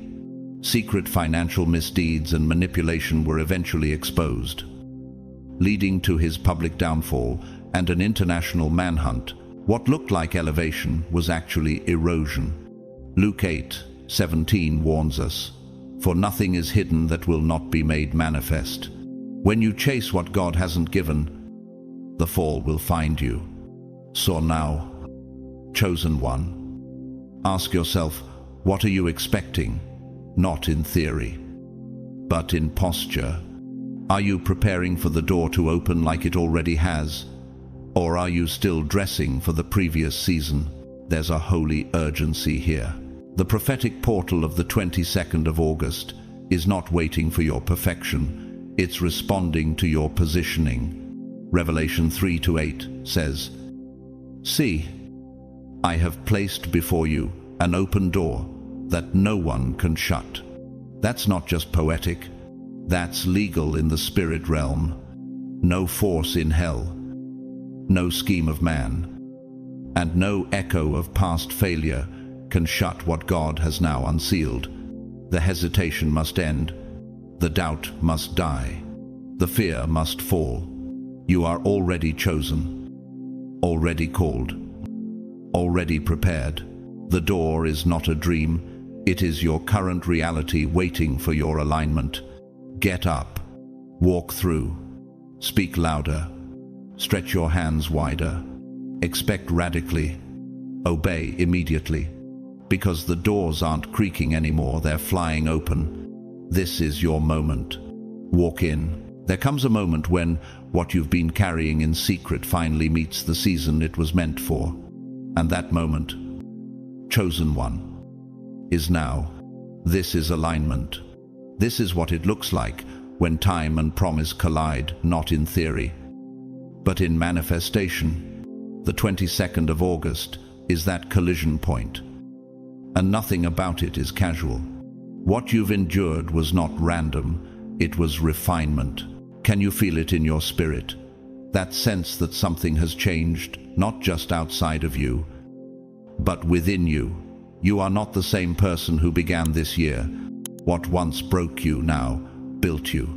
What once confused you now clarifies your purpose. Like the caterpillar that disappears into darkness only to re-emerge as a creature of flight. You were hidden for transformation, not rejection. Have you realized how far you've come, how much has already been shed? The fiery trials you survived weren't just hardships, they were consecrations. The waiting room wasn't a punishment, it was a furnace of formation, like gold refined 7 times. You have been stripped, pressed, and purified, Psalm 12:6. The weight you carried was not just heavy, it was holy. In nature, the baobab tree, known as the tree of life, stores water in its trunk to survive seasons of extreme drought. It looks swollen, awkward, even overlooked, until famine strikes. Then, it becomes the source for entire ecosystems. Likewise, your silent seasons have been storing what's now about to flow from you.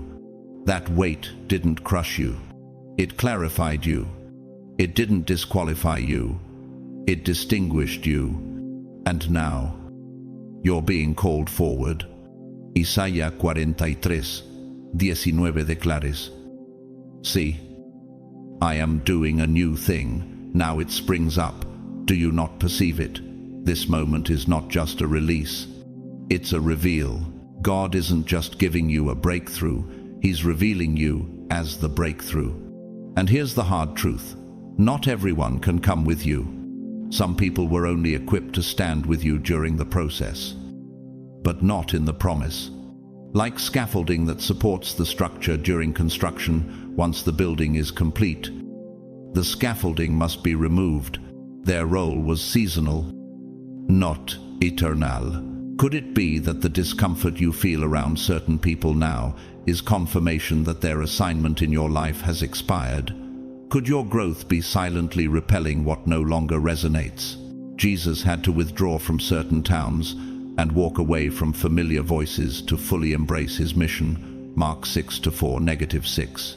Releasing with grace isn't betrayal, it's obedience. As Ecclesiastes 3:1 There is a time for everything, and a season for every activity under the heavens. Then, let your gaze return to the calling. Let your focus shift back to the assignment. Don't chase old connections. Don't argue for access.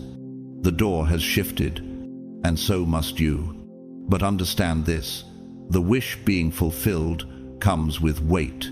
This is not just about receiving a miracle, it's about becoming a vessel through which miracles flow. You are not just walking into answered prayers, you are becoming the answer to someone else's. This is why 1 Peter 2:9 says, "But you are a chosen people, a royal priesthood, a holy nation, God's special possession." You were never meant to blend in, you were anointed to break through. That's why the crushing came first. That's why the silence lasted longer than expected. The weight was proof of the glory it was meant to carry. In film, this transformation is echoed in the Italian Christian drama Paolo Borsellino, Essendo Stato, based on a real judge assassinated for standing against mafia corruption. There's a moment where Paolo whispers, "Truth is not safe, but it is sacred." In the same way, chosen one, your assignment may not be safe, but it is sacred. So, now the question becomes, can you stay grounded while being elevated? Can you remain surrendered while being seen? Can you carry both breakthroughs and burdens without forgetting the one who called you? Stay attuned. Stay positioned. Stay humble. Because you're no longer preparing for the breakthrough. You are becoming it. You've crossed the threshold. The alignment is complete. And now heaven is not just pointing at you, it's moving through you. Stand tall. Chosen one. Not everyone will understand. Not everyone was meant to. But the assignment is speaking. The call is alive. And the mantle is yours. Walk boldly. Speak faithfully. Carry the promise with fire.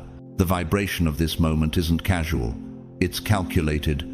The 22nd of August isn't just a date you flip past on a calendar. It's a divine signal pulsing through the atmosphere. A coded acceleration, hidden beneath what looks like normalcy. This day speaks. It nudges. It stirs. It doesn't arrive with fanfare. It arrives like a low-frequency current, felt in the bones before it's seen with the eyes. But only the spiritually attuned will sense it. Are you listening with your soul? Are you responding with trust instead of logic? Are you able to recognize divine movement, even when it comes dressed in silence? This is not just about believing, it's about resonating. In frequency theory, resonance happens when two frequencies are in harmonic alignment, when your internal state begins to vibrate in sync with the external signal. That's what the 22nd of August is. It's a resonant match between time and destiny. If your spirit is open, you will feel it. Before you understand it, you'll be drawn, guided, compelled not by fear, but by supernatural order. You are not late. You are precisely timed. Just because you didn't see the schedule doesn't mean heaven lost it. Psalm 31:15 says, "My times are in your hands." Divine timing isn't always visible, but it is always exact. Could it be that the very pain you prayed away was part of the process pulling you into position? Could the delays you cursed actually be divine edits to prevent a premature reveal?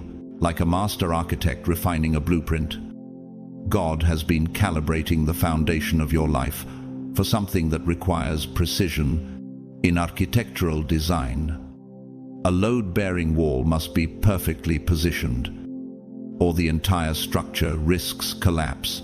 The sacrifices you made, the betrayals you endured, the doors that slammed shut, they weren't structural failures. They were realignments to reinforce the weight of what's coming. Romans 8:18 affirms this. The sufferings of this present time are not worth comparing with the glory that will be revealed in us. That wasn't poetic, it was prophetic. You are not just being brought through pain, you are being prepared to carry something that will shift atmospheres. This is a divine intersection, a moment in time where purpose and preparation collide. And though your natural eyes may see routine, your spirit knows something is stirring. Have you noticed the shift within you?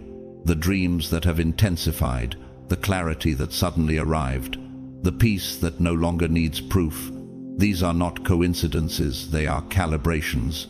You are syncing with a timeline, heaven already declared. Neuroscience reflects this. In the brain, neural pathways strengthen with repetition. The thoughts and actions you've cultivated over time have rewired you for new outcomes. The way you pray, the way you speak, the way you wait. All of it has created spiritual reflexes that now align with destiny's rhythm. You are no longer who you were. You are someone ready. And let's not forget, some of your hardest seasons weren't punishment. They were filtration. Just as clean water passes through layers of sediment to become purified, you've been filtered through rejection, silence, and sacrifice. Not to diminish you, but to distill you, like Gideon's army in Judges 7. God reduces before he reveals. To anchor this in present-day reality, Beatrice Fien, a Nobel Peace Prize-winning activist and executive director of ICAN, International Campaign to Abolish Nuclear Weapons, long before she stood on global stages. She worked in obscurity, advocating through endless documents, quiet lobbying, and small movements. When asked how she endured the slow progress, she said, "We knew change doesn't happen fast, but when it does, it's because of everything that was done in silence." Sound familiar? Your quiet obedience, your hidden yes, your unseen sacrifices. They were not wasted. They were compound spiritual interests accruing for a moment, just like this. So here you stand, not in coincidence, but in convergence. What looks like just another Thursday is actually a prophetic portal. Luke 21:28 reminds us, when these things begin to take place, stand up and lift up your heads, because your redemption is drawing near. Are you aware enough to recognize the disguise of destiny? Will you discern the sacred hidden inside the simple? Will you walk through a moment that others might sleep through? Because make no mistake, the 22nd of August is not casual. It is coded. It is weighted. It is yours. Chosen one.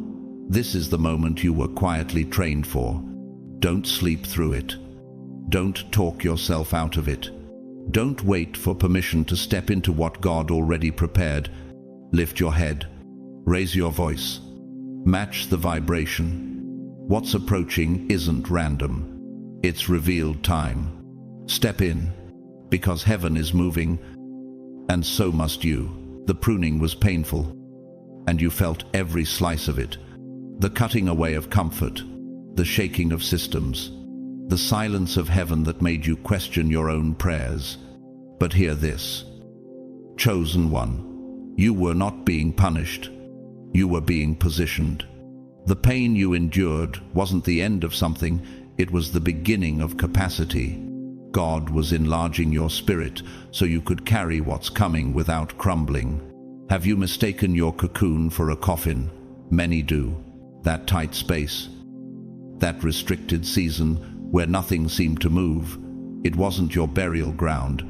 It was your birthplace. The 22nd of August is the sound of the shell cracking. The moment wings stretch where wounds once bled.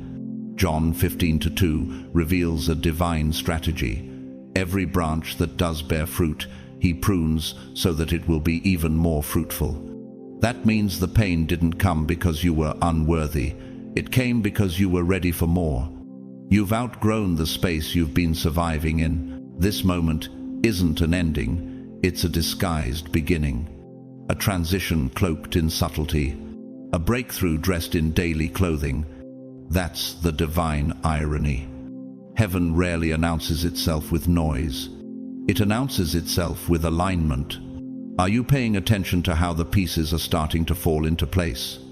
The job you never expected to land. The conversation that changed your trajectory. The opportunity that seemed random but felt right. These are not accidents. These are breadcrumbs of divine choreography. Chosen one. You are not behind schedule. You are the schedule. The delay wasn't the absence of movement.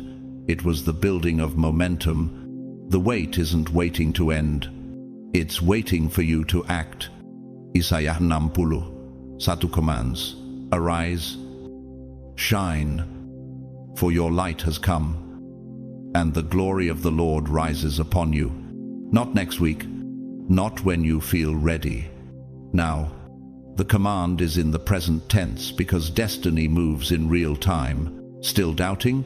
Still wondering if you're worthy to rise? Let the example of visionary Sir Ken Robinson, British author and education reformer, remind you. He was once dismissed by institutions for challenging traditional systems, but he declared, human communities depend upon a diversity of talent, not a singular conception of ability. He gave the world permission to stop waiting for standard approval and instead awaken to authentic alignment. His influence reshaped education across the globe. Why? Because he didn't shrink, he expanded. And while expansion births glory, shrinking in moments of divine timing can birth tragedy. Take Mark D.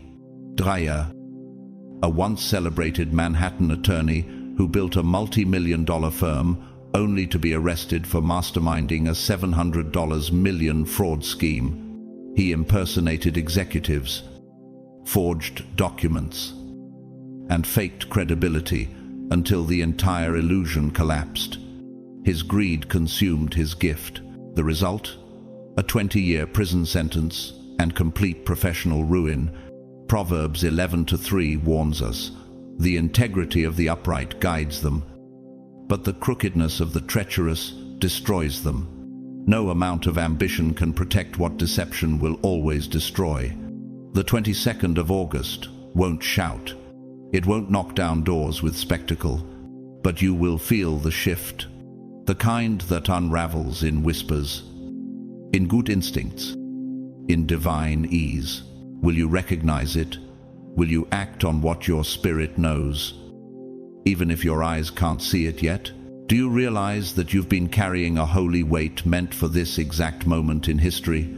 The rejection, the reduction, the refinement, they were all clues. The detours weren't deviations. They were divine reroutes that led you here.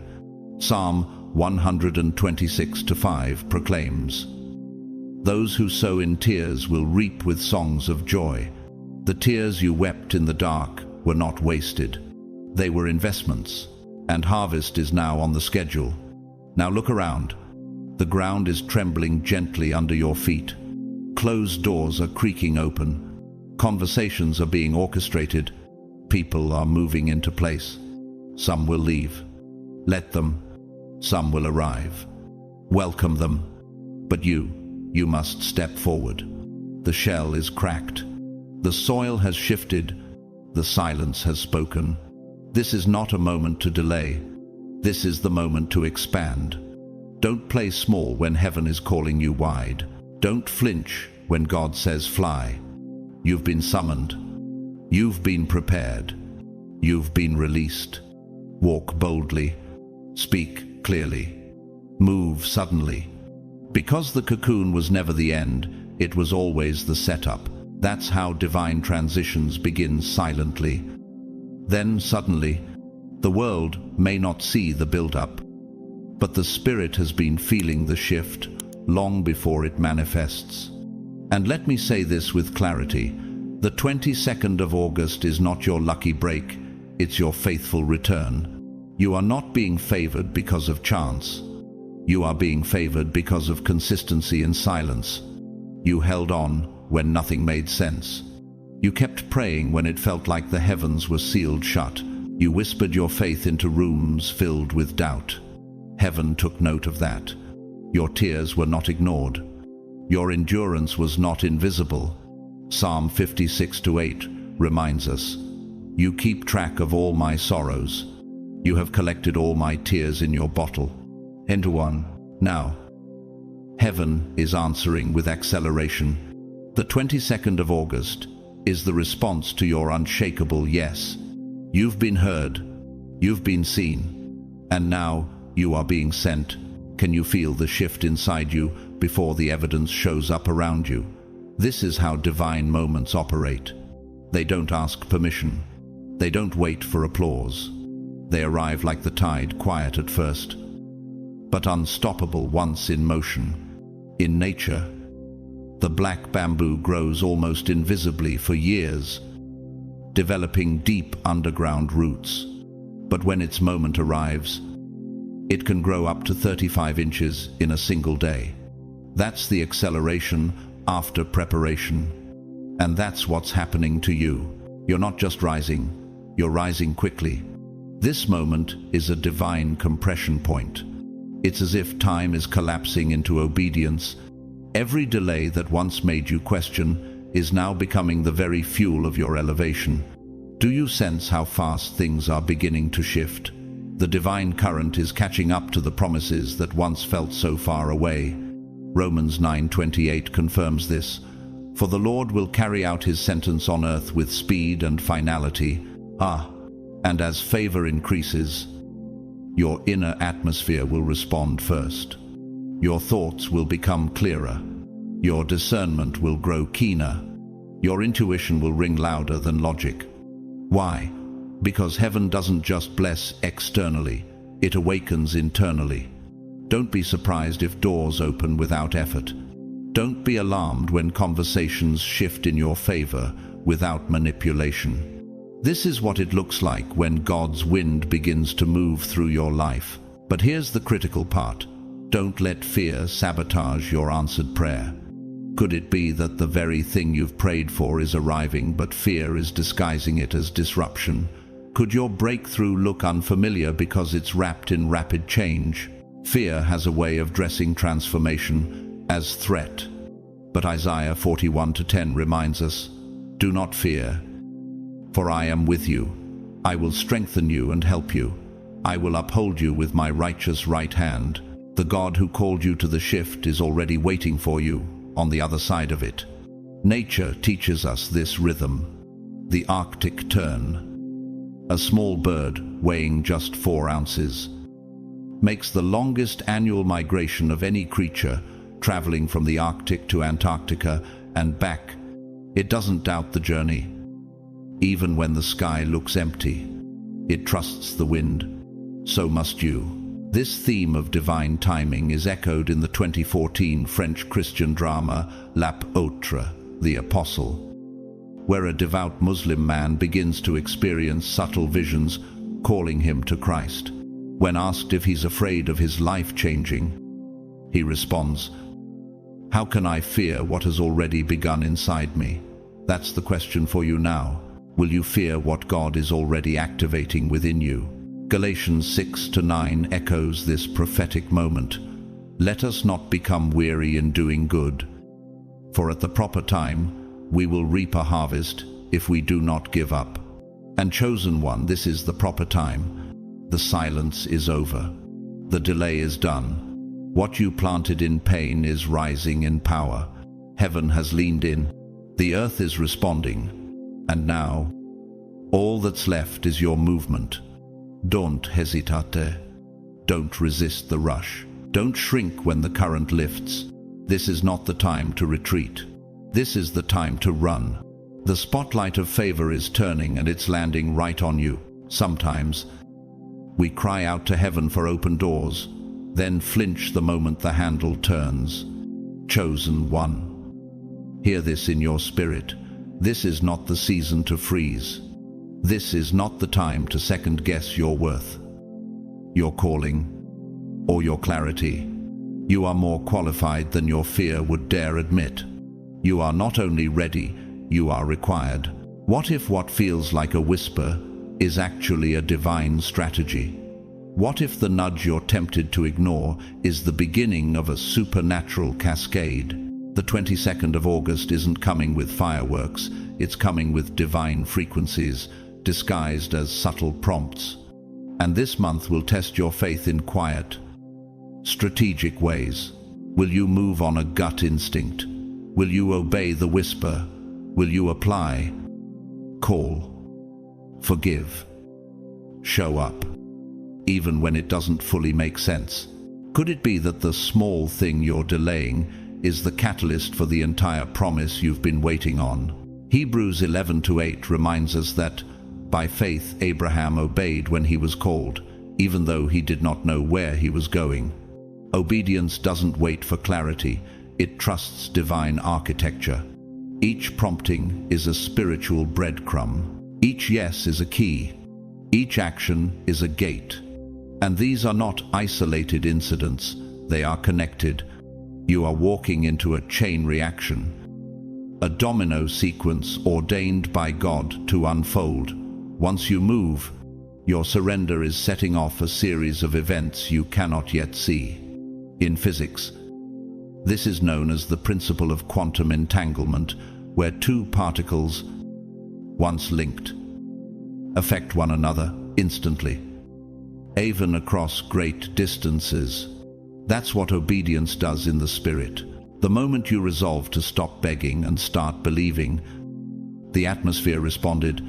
Do you realize the air is already different around you? That strange clarity, that sharp peace, that uncanny timing. These are frequency shifts. Your resolve has created a new resonance, one that invites acceleration, not anxiety. This isn't just about one miracle. It's about momentum, like a finely tuned mechanical gear. When the first wheel turns, it sets others in motion. Your obedience is unlocking someone else's deliverance. Your movement is activating dormant gates. And let's be clear, the universe doesn't respond to desperation. It responds to alignment. That's why Psalm 37:5 says, "Commit your way to the Lord, trust in Him, and He will act." Not you will act, He will. And as the breakthrough begins to unfold, it may feel unfamiliar. Are you willing to say yes to something that doesn't look like what you asked for, but feels like what you prayed for? This is where the spiritually mature rise. To ground this in the real world, the story of Ruth E. Carter, the first black woman to win an Academy Award for costume design. Before global acclaim, she worked in obscurity, crafting pieces no one saw, dressing stages no one noticed. But she once said, "You have to stay true to the artistry. Even when no one's watching." That's how the door opens. Her faith in unseen excellence created visible impact. And now her designs have shaped cultures, stories, and global imaginations. The door opened because the preparation didn't pause. And when your door opens, there will be no mistaking it. Luke 6:38 declares, "Give, and it will be given to you, a good measure, pressed down, shaken together, and running over." That is the image of overflow, not trickle, nor delay. Overflow. But remember, fear will always try to intercept flow. That's why 2 Timothy 1:7 reminds us, God has not given us a spirit of fear, but of power, love, and a sound mind. This is not the time to sabotage what you asked for because it arrived quicker or quieter than you expected. Chosen one. This is the moment everything begins to respond. The gears are turning. The particles are connecting. The heavens are aligning. Don't let hesitation cancel what surrender has already triggered. Step boldly. Respond swiftly. Move as if the future is listening, because it is. You are not waiting anymore. The wait is waiting for you. And it's time. Some things that used to feed you will now drain you. Some places that used to comfort you will start feeling uncomfortable. And some people who used to celebrate you will now stare in silence. Why? Because the old version of you is incompatible with the atmosphere your new favor requires. Have you been feeling disconnected from what once energized you? That's not spiritual confusion. That's divine clarity. The version of you that survived past seasons cannot survive this one. The elevation coming with the 22nd of August demands release. That's why you can't afford to romanticize what's already expired. The familiar may feel safe, but it's now a spiritual mismatch. Luke 5:36 says, "No one tears a piece out of a new garment to patch an old one. The new garment will be ruined, and the patch from the new will not match the old. So let it fall away. Let it feel strange. Let it be awkward. That shift is sacred. The atmosphere is not rejecting you, it's recalibrating you. And when things start feeling off, that's heaven telling you you're being moved into position. But here's what you must know. Favor attracts friction. When you begin to rise, don't be surprised when certain people shrink back. Your light will expose what others have been able to hide in your shadow. It's not your fault. And it's not your responsibility to dim yourself for their comfort. This is a spiritual law. Joseph didn't ask his brothers to envy him. Jesus didn't provoke the Pharisees to plot. David didn't ask Saul to become tormented by his anointing. It just came with the calling. Have you misinterpreted resistance as rejection, when it was actually proof of your radiance? That's why Matthew 5:11-12 says, "Blessed are you when people insult you, persecute you, rejoice and be glad, because great is your reward in heaven." Not everyone will be able to walk with you into the next room, and that's okay. Elevation is selective for a reason. Your circle will shrink before your calling expands. This truth was lived out by Simone Biles, the most decorated gymnast in history. When she stepped away from competition to prioritize mental health, many criticized her. But in her words, "At the end of the day, I have to do what's right for me." Her alignment became a weapon not just for medals, but for global conversations. She stopped performing for applause and began moving from purpose. That's what rising in alignment looks like, but where some walk forward, others fall prey to ego. Adam Neumann, founder of WeWork, once celebrated as a visionary. His refusal to let go of toxic control and inflated ego led to the collapse of a billion-dollar empire.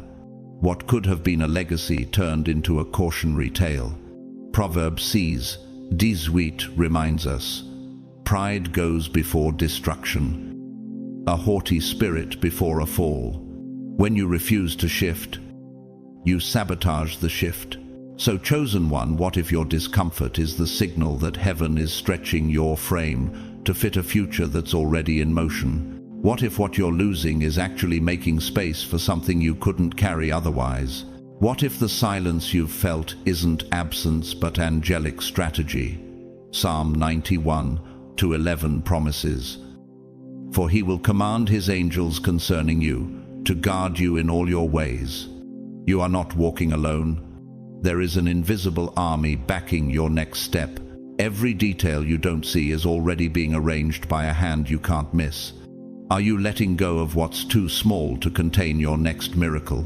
Are you still tolerating what has already expired spiritually? You're not just stepping into more. You're becoming more, and as you rise, heaven is holding the scaffolding steady, even if your feet are trembling. You were never made to shrink into spaces you've outgrown. This friction isn't failure, it's formation. Your detachment isn't disobedience, it's divine direction. Don't panic when the old room feels too tight. Don't apologize when your light feels too bright. The room didn't reject you. You're simply being rerouted to your realm. Now, step boldly. Don't look back. You were always meant to rise. This day, the 22nd of August, is not just another date. It's evidence, proof that your journey has not been random. You are not drifting. You are being divinely directed. This is not a coincidence. It's convergence. So what do you do with a day like this? Be still yet bold. Listen, yet act. Reflect, yet move. Don't rush into it. Don't sleep through it. This is not the kind of day you enter carelessly. Start with reverence. End with gratitude. Every detail matters today. What if your entire life has been preparing you for a single yes today? What if this moment is not asking for performance, but for presence? Pay attention to the whispers, to the people who suddenly text you, to the doors that crack open without knocking, to the gut feelings that tug at your peace. These are not distractions. They are divine coordinates. Psalm 32:8 affirms this. I will instruct you and teach you in the way you should go. I will counsel you with my loving eye on you. You don't need to figure it all out. You just need to follow what brings peace. Not bunits. Nature obeys this pattern. The aloe vera plant, though commonly seen as a household remedy, contains its healing only after being cut. It is the wound that activates the cure. In the same way, the places where you were wounded are about to release what heals others. What was painful will now become prophetic. Can you trust your intuition even when logic says, wait? Can you obey the gentle pull of the Spirit even when the evidence hasn't yet caught up? And don't expect applause. This is a sacred contract between you and the divine. Exodus 15:15 says, the Lord will fight for you. You need only to be still. Not everything must be explained. Not every revelation needs validation. Protect this moment like a seed. Cover it in silence. Walk it out in obedience. Don't over-explain your shift to those who haven't heard the summons.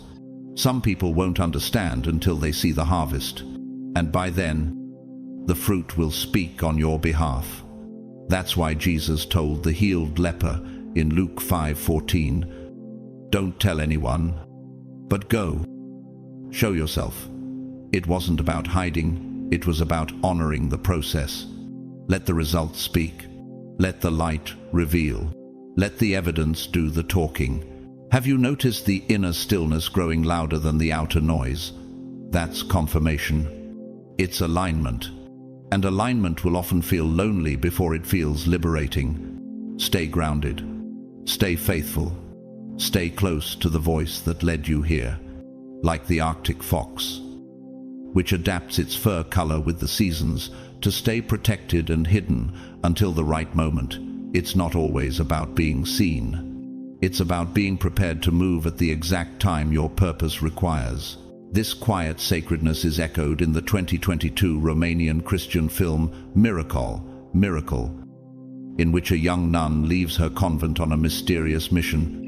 When asked why she doesn't speak more openly, she responds, the truth doesn't need to be loud. It just needs to arrive. And chosen one, your truth is arriving. Get strong. Unapologetics. Hebrews 10:35-36 urges us, do not throw away your confidence, it will be richly rewarded. You need to persevere so that when you have done the will of God, you will receive what He has promised. And this is the promise, that your faith, forged in secret, will now speak louder than effort, that your alignment will carry what striving never could, that your yes will ripple through rooms you haven't even walked into yet. This is the moment your bones knew before your eyes saw. This is the day your spirit was rehearsing for in silence. Don't shrink. Don't explain. Don't wait for consensus. Move. Walk. Declare. Obey. Let peace be your compass. Let stillness be your strategy. Let favor find you in motion. And when it does, don't question it. Just walk in it.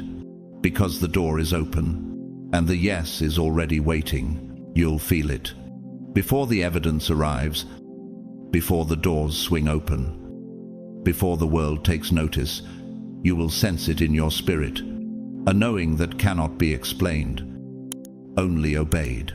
This is not imagination. This is alignment, and chosen one. You didn't miss it. You're right on time. You're not floating. You're not stuck. You're being deployed. You'll recognize the feeling, a subtle vibration in your bones, a flash of memory of a dream you had years ago, now brushing against reality like a prophecy in slow motion. But this is not a slow season anymore. This is the tipping point. And here's what makes this moment so weighty. You don't have to force it. The doors are not opening because you pushed them. They're opening because your assignment has matured, because heaven said. Now, in Isaiah 43:19 speaks this clearly. See, I am doing a new thing. Now it springs up. Do you not perceive it?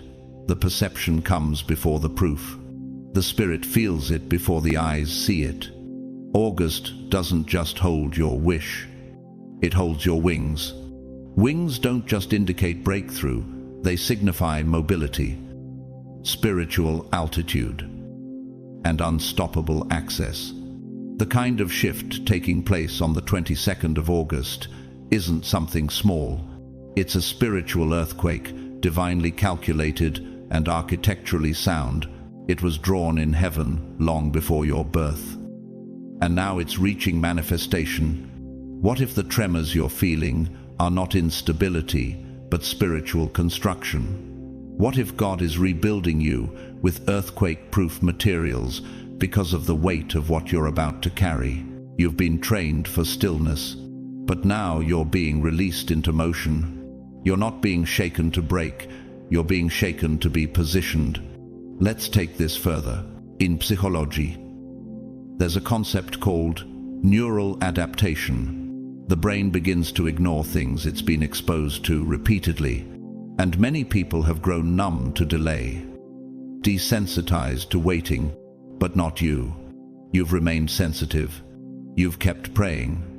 Keep tuning in. That sensitivity is a gift, and it's how you're going to recognize divine timing before anyone else can label it. Psalm 102:13 says, "You will arise and have compassion, for the appointed time has come." There is such a thing as a divine schedule, and you're not late to it. You've just arrived at the coordinates where it activates. Now hear this clearly. This is not a season of postponement. This is a moment of prophetic permission.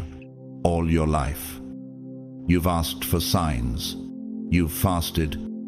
You've cried. You've begged for confirmation.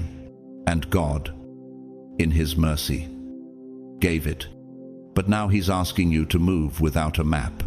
Not because He's cruel, but because He trusts your preparation, like Abraham, who left everything familiar, not because he had a plan, but because he had a word.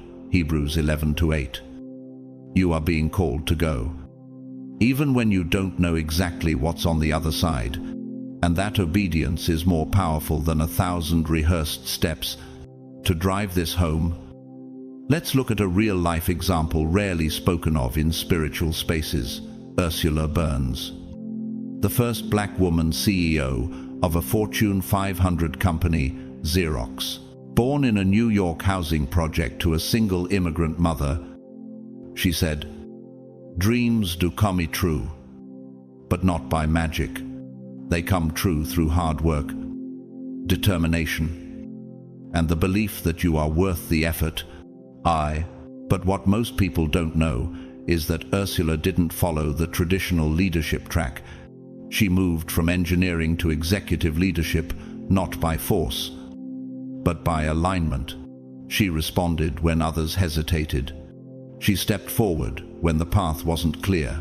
That's prophetic obedience in the business realm. Could it be that the doors are already open, but you're still waiting for a green light that's already been given? Could the delay you feel be more about your own hesitation than heaven's schedule? Romans 13:11 rings loudly in this hour. The hour has already come for you to wake up from your slumber, because our salvation is nearer now than when we first believed. Oh, you're not being held back. You're being launched. And if you dare to move in sync with this vibration, things will accelerate that once resisted you. This is not delay. This is deployment. You are not on hold. You are on assignment. No more overthinking. No more negotiating. No more dragging your feet while heaven calls your name. You are the one. This is the hour. The gate is open. The anointing is active. The prophecy is in motion. Walk in it. Run if you must. But whatever you do, don't look back. This is not a season of passivity. This is a season of participation. The 22nd of August is not about sitting back and hoping, it's about stepping forward and receiving. You're not waiting for the right conditions. The conditions are waiting for you. But to fully grasp this moment, there is something sacred you must understand. Your presence on this earth has always been intentional. You weren't born into this generation by chance. You weren't given your unique combination of pain, power, and prophetic clarity as some cosmic experiment. You were formed by design. Psalm 139:16 declares, "All the days ordained for me were written in your book before one of them came to be." Every detail, every detour, every delay was part of divine authorship. Even your silence was sacred. Even your struggle had structure. The 22nd of August is a divine checkpoint in that holy script.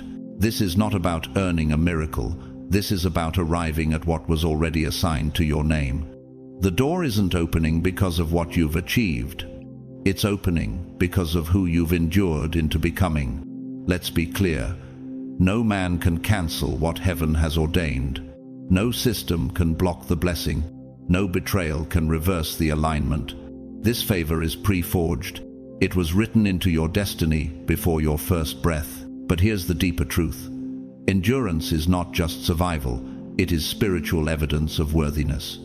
You were tested, stretched, overlooked, broken, and even buried under the silence of waiting seasons. But you didn't break. You remained. And that remaining, that faithful clinging to hope when nothing in your environment looked like the promise, that's what positioned you. That's why this isn't just a reward. It's a revelation. To show how divine timing rewards character, consider Sister Helen Pregin, the Catholic nun whose decades of quiet advocacy for death row prisoners led to national impact. She didn't chase the platform or power. She obeyed her calling in obscurity. And in time, her integrity made room for her voice to echo in places of authority. As she once said, "I watch what I do to see what I believe."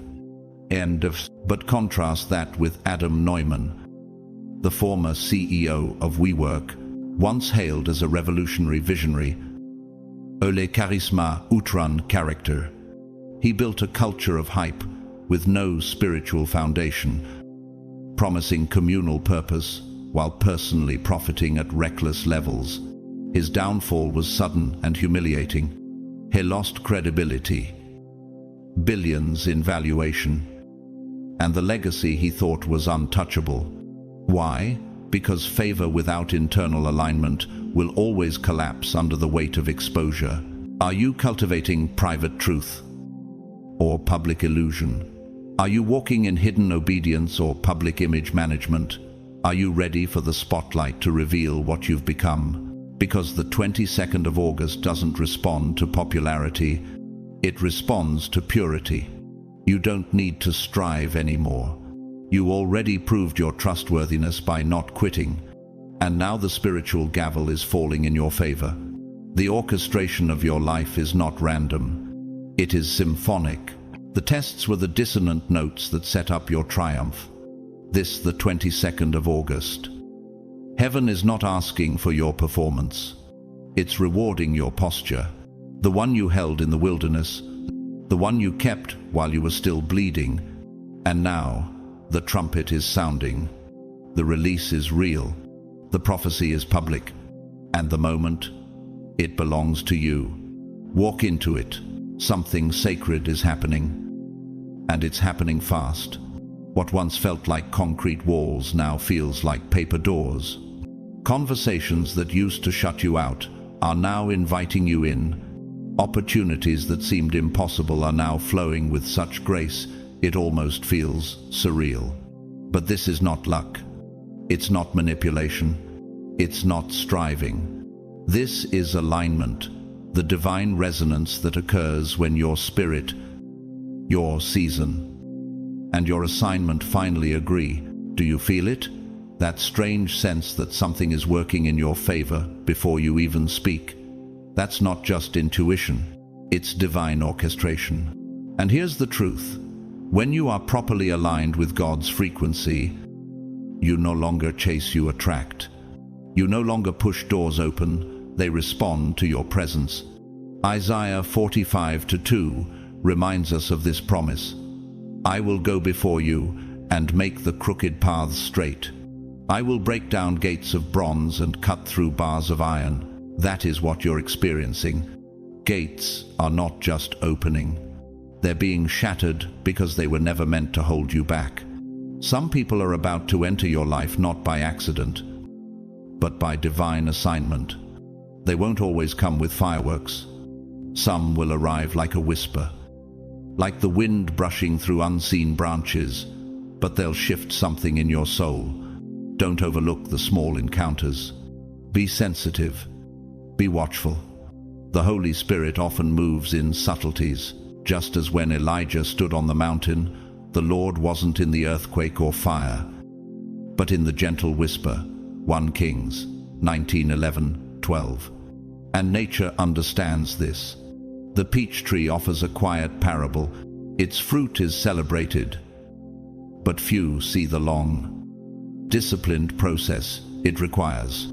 It blossoms early in spring, vulnerable to late frost, delicate under pressure, yet it persists, growing sweeter the longer it ripens. Its harvest doesn't scream for attention. It comes in silence and abundance when the season is right.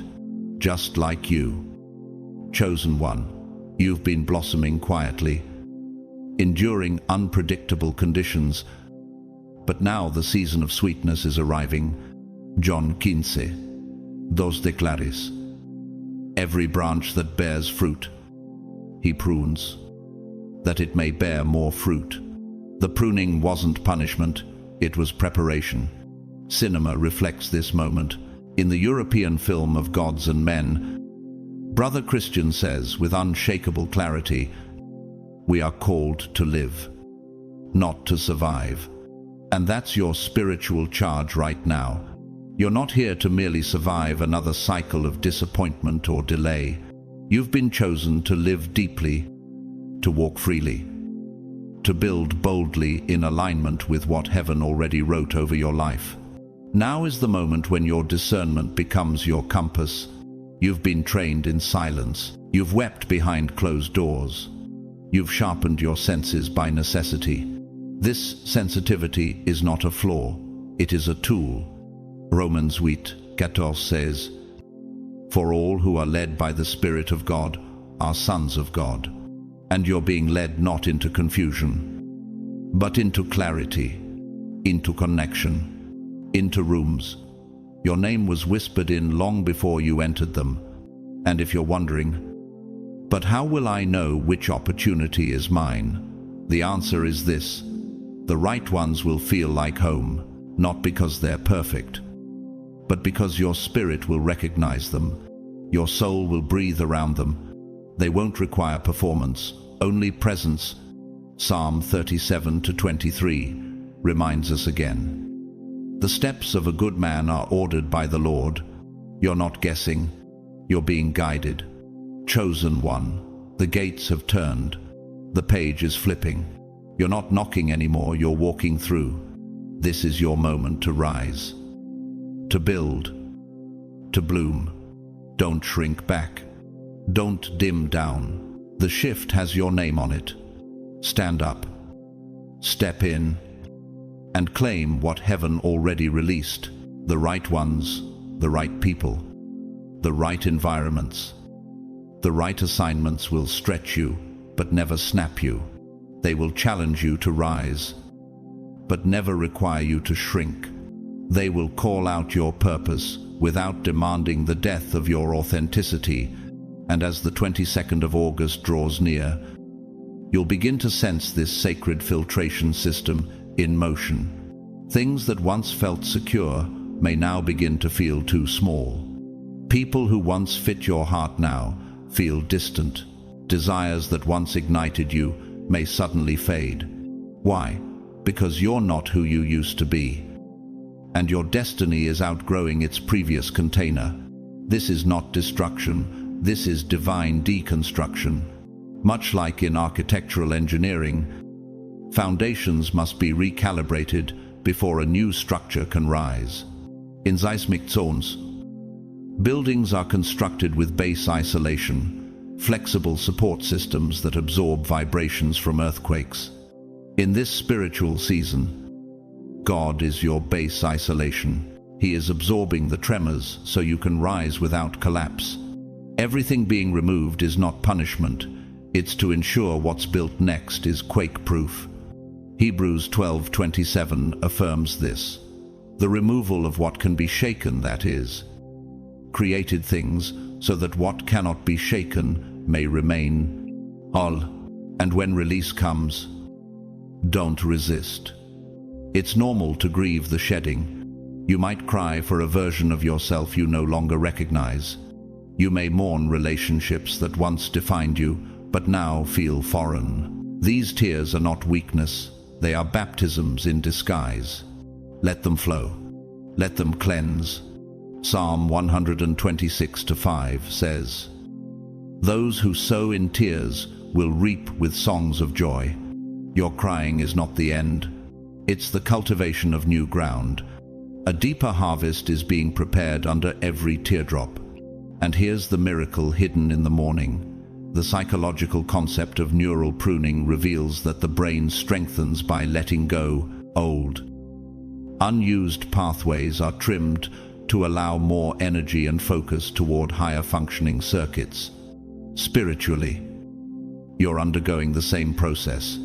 God is pruning mental habits, emotional triggers, even spiritual dependencies that no longer serve your next chapter.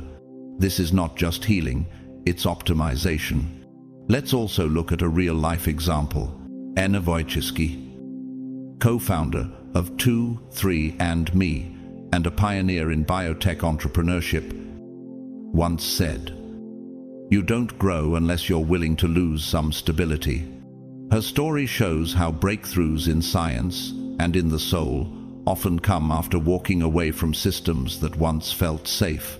Anne left the comfort of her investment banking career and took a leap into uncertainty, revolutionizing personal genetics in the process. The same principle applies to your journey. What feels like instability is actually your soul breaking open into innovation.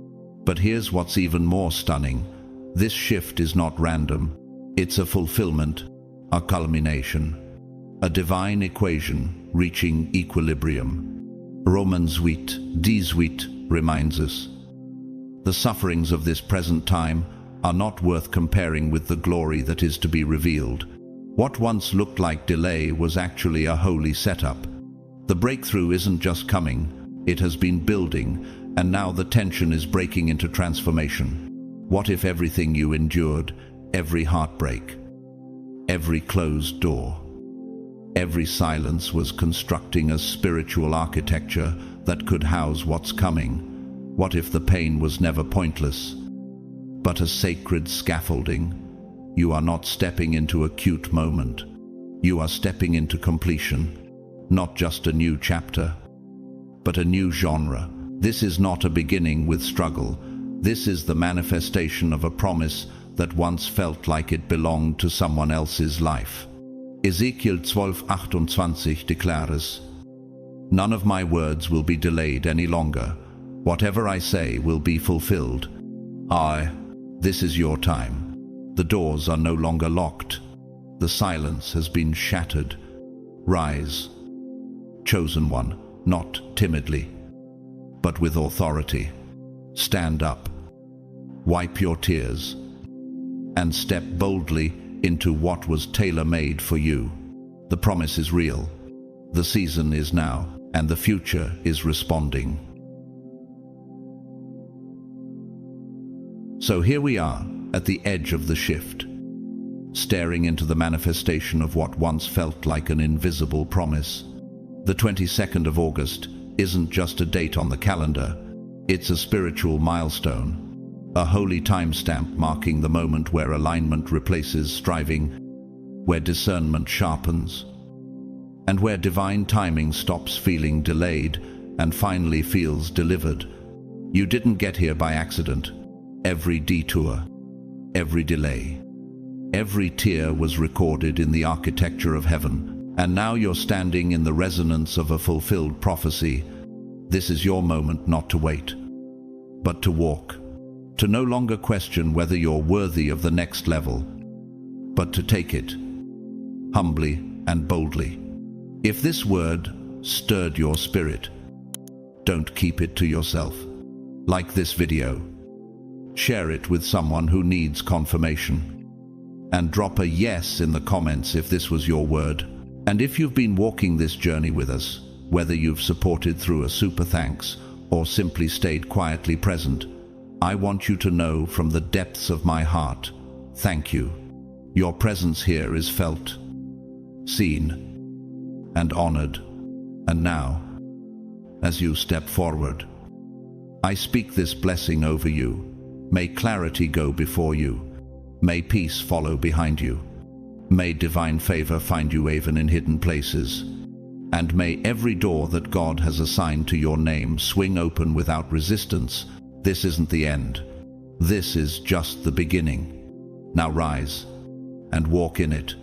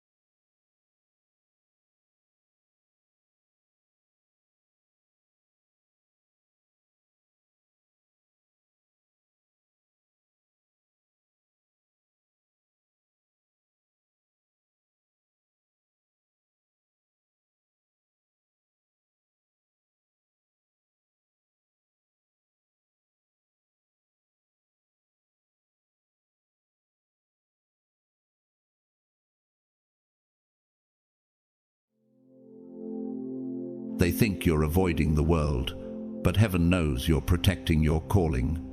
From the outside, they see silence and label it antisocial, but in the courts of heaven, that same silence is recorded as sacred separation, a divine strategy to guard your destiny. Have you ever felt that unshakable pull to withdraw? Not out of sadness or fear, but because your spirit whispers, "This noise is not my home today." What if your distance isn't weakness but heaven's way of shielding your anointing from contamination? What if your solitude isn't isolation but preparation for a stage the world hasn't even built yet? In the next few minutes, I'm going to reveal 6 spiritual truths that will flip the script on everything you've been told about being too quiet or too withdrawn. And by the end, you'll see why your separation is not punishment, it's promotion. So before we go further, hit that like button, subscribe if you haven't, and drop 777-inch the comments if your spirit is already saying yes. This is me. To everyone who's been supporting me through super thanks. I see you. I appreciate you. And I thank God for you. Stay with me because what I'm about to share might finally explain what your soul has been trying to tell you for years, and it's deeper than you think. God's chosen ones. They call you antisocial, but heaven calls you set apart.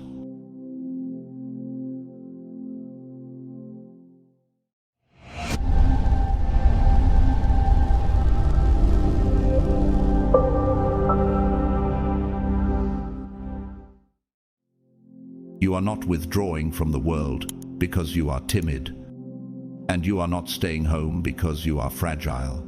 You are stepping back because your soul has begun to awaken to something the crowd cannot hear. There is a vast difference between running away and rising up in silence. And it's time you see that difference with crystal clarity. The streets outside may pulse with noise and glitter, but much of it is hollow light, neon, that blinds instead of guides. Come out from among them and be separate, says the Lord. 2 Corinthians 6:17. Could it be that your separation is not punishment, but a holy appointment? The world is addicted to speed, obsessed with chatter, and drunk on shallow connections. People rush from one obligation to another, wearing exhaustion like a badge of honor, mistaking busyness for fruitfulness. Why is it that the same hustle that excites them leaves you feeling starved of meaning? Why do rooms buzzing with conversation often leave you emptier than when you entered? Your inner spirit knows the answer. You were never built to live off crumbs when God has set a feast for you in higher places. Chosen ones move to a rhythm that others cannot hear, a spiritual frequency. Delicate, yet unshakable. Tuned to eternity. Truth does not flourish in the din of endless opinions. It grows in stillness. King David understood this when he wrote, "Be still and know that I am God." Psalm 46:10. Inside your home, the noise fades and the sacred can breathe. Your space is not just shelter, it is a sanctuary. A temple without walls, where your spirit realigns after the assault of the day.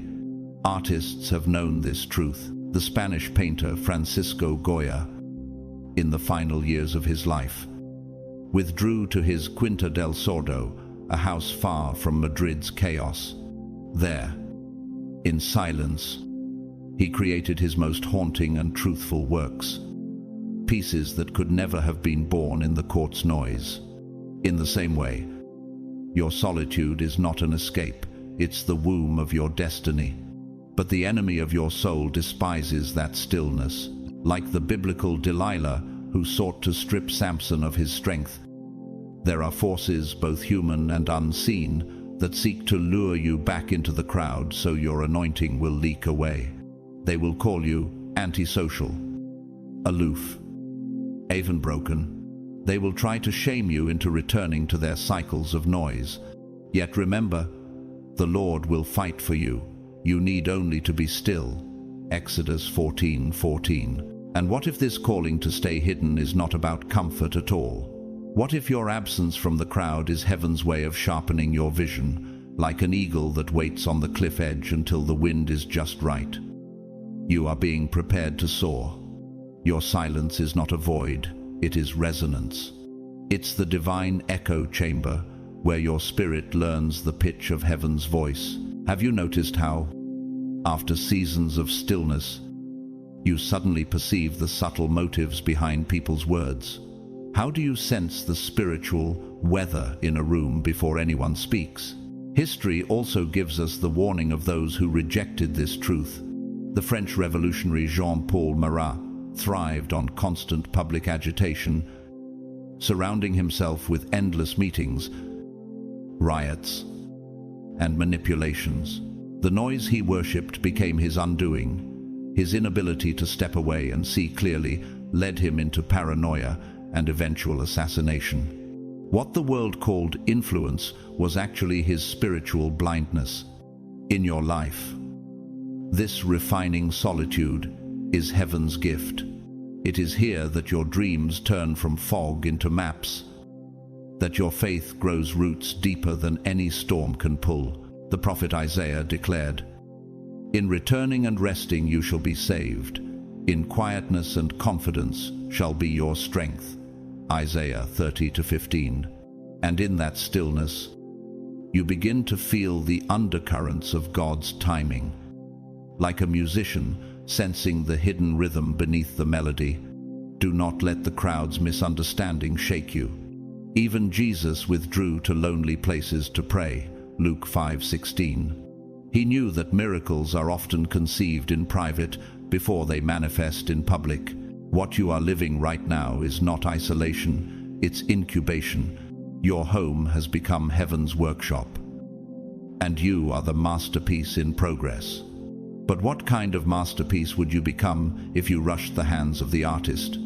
When the appointed time comes, you will emerge with a strength they cannot comprehend and a clarity they cannot counterfeit. And so, lift your head, chosen one. This is not your hiding season, it is your holy construction season. Let them call you antisocial if they wish. Heaven calls you set apart. Your silence will soon speak louder than the crowd ever could. Rise when he says, go. For the world has no idea what's about to step into its streets. Somewhere deep in your spirit, you've already recognized a truth you can't unsee. The world outside no longer mirrors the reality within you. The more you try to step into its rhythms, the more distorted your own frequency becomes. Like a finely tuned harp placed in a room full of clanging metal, your soul has grown weary of trying to harmonize with the noise. And so, you have chosen, whether consciously or not, to remain apart, not as a prisoner in hiding, but as a guardian, protecting the sacred composition of your being. Abu Va'alels, guard your heart. For everything you do flows from it. Proverbs 4:23. Every quiet evening becomes a silent rehearsal. Every dawn you greet in stillness is a private anointing. This is not wasted time, it is sacred calibration. You are aligning your spirit the way a lighthouse aligns its beam, so that when the storms come, your light cuts through the dark without faltering. What if these days of seclusion are not the delay you fear, but the preparation you need? What if your current isolation is the very shield heaven placed between you and the snares waiting just beyond your door? Nature itself understands this. The pearl is not born in the open sea, but inside the shell, hidden from sight. Layer upon layer forming in silence, the snow leopard prowls high in the Himalayas, unseen for months, moving only when the moment demands precision. Could it be that your own retreat is this same divine strategy, a season of camouflage before a season of conquest? The Bible shows us this pattern repeatedly. Joseph spent years in prison before his calling led him to Pharaoh's court, Genesis 41-14. Elijah withdrew to the wilderness, fed by ravens, before he confronted kings, 1 Kings 17-5-6. Could it be that, like them, you are in your wilderness, not because you are lost, but because you are being armed for what's coming, and yet the world mocks what it does not understand. They see your absence and label it weakness, but they cannot see the traps you've sidestepped, the charming smiles concealing deception. The glittering offers hiding spiritual debts. The prudent see danger and take refuge, but the simple keep going and pay the penalty. Proverbs 22-3. Have you noticed how often your spirit warns you before your mind catches up? How many times have you felt that nudge to stay home, only to later discover the chaos you avoided? Art echoes this divine wisdom. In Ingmar Bergman's 1957 masterpiece, The Seventh Seal, a knight returning from war pauses his journey to play a silent game of chess with death itself. That pause, deliberate, quiet, and seemingly unproductive, is the reason he buys enough time to save others. Sometimes, the stillness you choose is the most strategic move in the battle for your soul. Your solitude is not only preparing you, it is hiding you. Just as seeds disappear beneath the soil before bursting into fields of harvest, you have been buried in holy obscurity, so that when you emerge, no storm will uproot you. And when that day comes, the world will not see someone fragile, stumbling out of isolation. They will see a warrior tempered in silence, stepping forward with a clarity and authority that shakes the atmosphere. But here lies the deeper mystery. There is still one layer beneath all this, a truth your soul has sensed, but your conscious mind has not yet fully named. It is the revelation that will explain every season of withdrawal, every door that closed, every invitation you never received. For I know the plans I have for you, declares the Lord. Plans to prosper you and not to harm you. Plans to give you hope and a future. Jeremiah 29-11. And when you see it, everything shifts. You will realize you were never missing out. You were being set apart, not for less, but for more, not for obscurity, but for impact. Stand ready. Chosen one. The curtain is about to lift. The role you've been rehearsing in secret is the one heaven wrote just for you. You are not too sensitive, and you are not overreacting. You are operating with a spiritual instrument most people don't even know exists, a soul that hears in surround sound, a heart that reads vibrations as clearly as words. The spiritual man judges all things, yet he himself is rightly judged by no one. 1 Corinthians 2:15. While others walk into a room and notice only walls, chair, and faces, you register the temperature of the unseen. You feel the thickness of unspoken resentment in the air, the faint tremor of jealousy hiding behind a smile, the lingering echo of a conflict that ended days ago but still hums beneath the floorboards of the atmosphere. It's not paranoia, it's discernment, and discernment, when it is sharp, is like a high-resolution radar. It catches what is invisible to the naked eye.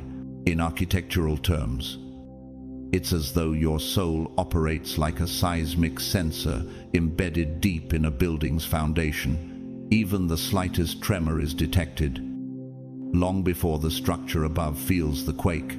Could this be why certain rooms exhaust you within minutes? Why does the crowd's excitement leave you feeling drained rather than alive? This ability is both a gift and a responsibility. The prophet Elisha knew what it was to see beyond the surface. He perceived the movements of enemy armies before they were in sight. 2 Kings 6:12. -17. In the same way, you detect the shift in spiritual pressure long before words confirm it. But here is what few will admit: feeling everything comes at a cost. Being this open is like walking through a storm without a shield. Every current of pain, every gust of ego, every drop of bitterness can cling to you unless you guard your atmosphere. Above else, guard your heart, for everything you do flows from it. Proverbs 4:23. Science mirrors this reality. In physics, resonance occurs when one object vibrating at a certain frequency causes another to vibrate at that same frequency. When you step into certain environments, your spirit begins to resonate, sometimes with purity, sometimes with pollution. Have you ever realized that you're not just hearing the music in the room, but also feeling the song of people's souls? History gives us an example of a man who lived this way. The Norwegian composer Edvard Grieg, known for Peer Gynt, often withdrew from bustling cities to compose in his secluded cabin by the fjords. He once wrote that the noise of society distorted the music he carried inside. He needed stillness to protect the original score written in his heart. You, too, carry a composition heaven has given you, and the wrong frequencies can warp its melody. And here is where the battlefield lies. Most people think the world is loud only in sound, but you know the deeper truth. It's loud in spirit. Crowds project unhealed wounds. Places carry the psychological architecture of past events. And moments are charged with pressures no one speaks of. For we wrestle not against flesh and blood, but against spiritual forces of evil in the heavenly realms. Ephesians 6:12. You feel these layers in your bones, even if no one else notices. This is why staying home isn't a weakness. It's your laboratory, your sanctuary, your tuning chamber. Here, you recalibrate your frequency, the way a craftsman retunes a grand piano, string by string, key by key, until every note rings true again. And if you don't take time to tune your own strings, how can you expect your life's song to carry power? And when you emerge from that quiet, you carry the clarity of someone who knows exactly which vibrations to embrace and which to reject. So, while they laugh at your need for space or question your absence from the party, they will never see the invisible wars you fight in silence. You are not fragile, you are finely tuned. And finely tuned instruments don't belong in every room, they belong in the right ones. The Lord will keep you from all harm. He will watch over your life. Psalm 121:7. Chosen one. The world may call it overthinking. Heaven calls it spiritual precision. Guard it. Sharpen it. And when God says, go, step into the world knowing you carry the blueprint of heaven's sound within you. You felt it, that unexplainable pull to step away, to disappear from the noise, to guard something inside you without even knowing exactly why. It's as if an unseen hand has been placing you in hidden rooms, away from the crowd, away from certain people, and you can't shake the question, what am I being prepared for? You are the light of the world. A city set on a hill cannot be hidden. Matthew 5:14. But what if, before you are placed on that hill, heaven is keeping you in the shadows for a reason, like a priceless manuscript locked in a vault? Your spirit carries a signature no one else can forge, and anything that is rare must be protected. That's why you feel the urge to withdraw, not because you're afraid, but because something sacred is under construction inside you. This is why, without even trying, your soul begins to draw you away from people who smile with their mouths but lie with their energy, from rooms where the air hums with competition instead of connection, from conversations where truth is buried under performance and ego. This withdrawal is not judgment, it is stewardship. You are not abandoning people. You are defending the clarity that God has entrusted to you. Above all else, guard your heart, for everything you do flows from it. Proverbs 4:23. And here is the mystery many overlook. Your sensitivity is not merely about protection, it is about preparation. What if the reason you feel so deeply is because you were created to detect what others overlook? Could it be that this heightened perception is your qualification for a hidden role in the kingdom, that without it, you would miss the whispers of heaven woven into the noise of life? History gives us a striking parallel in the life of Corrie ten Boom, the Dutch watchmaker who, during World War II, risked her life to hide Jews from Nazi persecution. She often spoke of how her spiritual radar warned her of danger before it arrived, a sensitivity honed in prayer and solitude. She didn't just survive the noise of war, she interpreted it, using it to save lives. But there is also a warning written in the lives of those who misused their influence.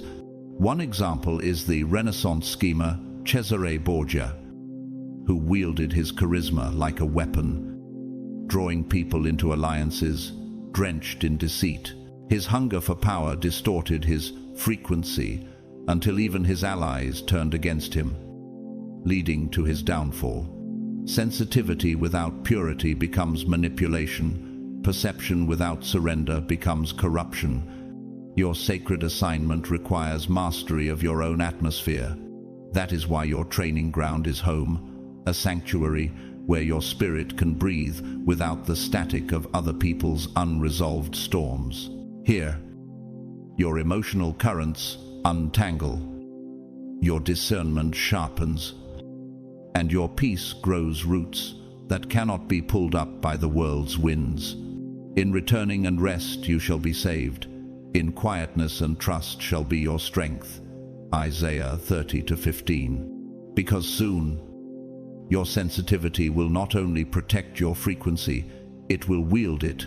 You will interpret spiritual patterns for others, translate heaven's impressions into words they can understand, and transform chaos into clarity. But what will you do in the waiting? Complain about the delay, or prepare for the wait? This power is not released without readiness. To whom much is given, much will be required. Luke 12:48. So stay close. The next truth will unveil why you were given this divine tuning in the first place, and the moment you see it, you will never again apologize for feeling everything. You will understand it was the key all along. Have you felt it, that inner resistance to the world's constant sprint? As if your heartbeat refuses to match their drum, the world treats time like a whip, snapping at you to move faster, to achieve more, to never pause. But your soul knows another law, that truth cannot be rushed and depth cannot be faked. He has made everything beautiful in its time. Ecclesiastes 3:11. The most precious things heaven gives are never delivered ahead of schedule. And here's the strange beauty: when you yield to this slower, sacred tempo, you begin to notice layers of life the hurried will never see. You start hearing the soft footsteps of God's guidance, the subtle changes in the spiritual wind. You realize that while the crowd is chasing seconds, heaven is shaping centuries through you. While others chase metrics, applause, and visibility, you wait for something more elusive, that inner green light, the sacred yes that cannot be counterfeited. To them, your stillness looks like hesitation. In reality, it's precision. Divine timing is not marked by seconds on a clock, but by the alignment of spirit and purpose. What if the pauses in your life are not delays, but the exact intervals heaven wrote into your score? And in those intervals, unseen miracles are aligning. People you haven't met yet are being prepared. Doors you haven't knocked on are being unlocked. It's the difference between forcing a bud to bloom before spring and letting the season ripen the flower in its own rhythm. Those who misunderstand you will think you're falling behind. But those who see with heaven's eyes will recognize you're right on time. When you step back from the noise, you escape the tyranny of false urgency. Home becomes the harbor where you anchor. Far from the currents that pull others into exhaustion, rest in the Lord and wait patiently for Him. Psalm 37:7. Here, you don't measure yourself by today's speed, but by eternal sequence. And in that sequence, every day has its place. Just as every note in a symphony has its measure, remove one rest too early, and the entire song loses its meaning. In this quiet, your spirit can breathe without having to compete, without being drowned by the shouts of more, faster. Now, you start to feel the gentle recalibration of your heart. The way a compass needle slowly aligns to true north when the magnets of distraction are removed. Nature itself lives by this rhythm, deep in the Arctic. The Svalbard poppy blooms only when the sun circles the horizon long enough to awaken its seed, rush it. And it dies. Wait. And it thrives in gold. In the Namib Desert, a fog beetle drinks from morning mist for years, storing strength until the rare rain falls. And in remote Indonesian reefs, the mandarin fish emerges only at dusk to dance in colors unseen by most eyes, keeping its timing secret from predators. What the impatient call inactivity is, in truth, a survival of beauty. And perhaps your own life mirrors these hidden wonders, moments where nothing seems to move on the surface. Yet, beneath, roots are weaving networks of strength. Could it be that heaven is using this quiet season to anchor you so deeply that when your time comes, no storm can uproot you? Your life has the same hidden choreography. Months of quiet can suddenly pivot into a season where doors open, ideas converge, and opportunities flood in. It looks like overnight success to outsiders, but you know it was years of invisible movement. Those who wait on the Lord will renew their strength. They will soar on wings like eagles. Isaiah 40:31. And here's the truth. Those wings don't grow in flight. They grow in stillness. Every conversation you've had, every book you've read, every whispered prayer in the dark has been part of the scaffolding for what's ahead. The unveiling is not a magic trick. It's a divine construction project. And the ribbon cutting only happens when the structure is strong enough to stand. The stage has its lessons. In Verdi's opera, Aida, the trumpets do not blast at the overture. They wait for the triumphal march. A sound so precise and royal that it would lose its power if played a moment too soon. Your calling is the same, a fanfare held until the moment when heaven's signal meets earth's readiness. Imagine how much more powerful your impact will be because you refuse to play your note out of turn. Those who rush will find their music drowned in noise, but those who wait will release a sound that stills the room. And perhaps, just like that trumpet's silence before the march, your pause right now is what will make your arrival unforgettable. Freedom comes when you stop panicking over someone else getting there first. Your destination is not transferable. It bears your spiritual fingerprints. Let us not grow weary in doing good, for at the proper time we will reap if we do not give up. Galatians 6:9. The proper time is not decided by the crowd's pace, but by the King's decree. And if the author of time himself is holding your timeline, what is there left to fear? In that freedom, envy dissolves, comparison loses its voice, and the fear of missing out is replaced by the confidence of being held by divine scheduling. Every step you take is a step that matters. because it is woven into the eternal tapestry of your purpose. So, guard your rhythm. When the inner signal turns green, step forward with full force. When it stays red, it holds its position like a tree whose roots are still drinking from underground rivers. Your pace is not slow, it's sacred. And when the conductor lifts his hand for your entrance, your sound will change the atmosphere. And when that happens, it won't just be your season, it will be the fulfillment of every silent rehearsal, every hidden sacrifice, every moment you chose purpose over pressure. Your path requires patience, stillness, and discernment, not because you're hesitant, but because you're precise. The crowd equates motion with meaning, yet your spirit knows haste, fractures, foundations. Whoever believes will not be in haste. Isaiah 28:16. You don't slow down to avoid life. You slow down to hear the alignment click into place. What if the pause you're guarding is the very interval where heaven calibrates your next step with surgical accuracy? When you refuse to be rushed, you're not idle, you're listening. In the language of signal processing, you're raising the signal to noise ratio so the faint guidance becomes audible. In psychology, you're exiting cognitive overload so working memory can actually encode what matters. In physics, you're letting oscillators phase lock your heart's rhythm, synchronizing with God's tempo until the beat is clean. For God alone my soul waits in silence. Psalm 62:1. And in that silence, decisions stop being guesses and start becoming geometry.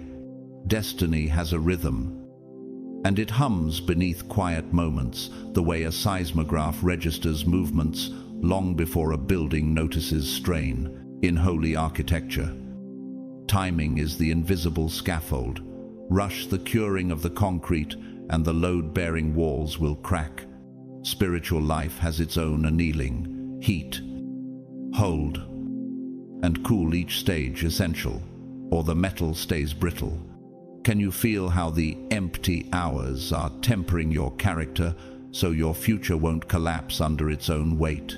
You're not circling in confusion, you're ascending in iterations. Think of a spiral staircase inside a cathedral tower. You pass the same window again, but higher, with a wider view.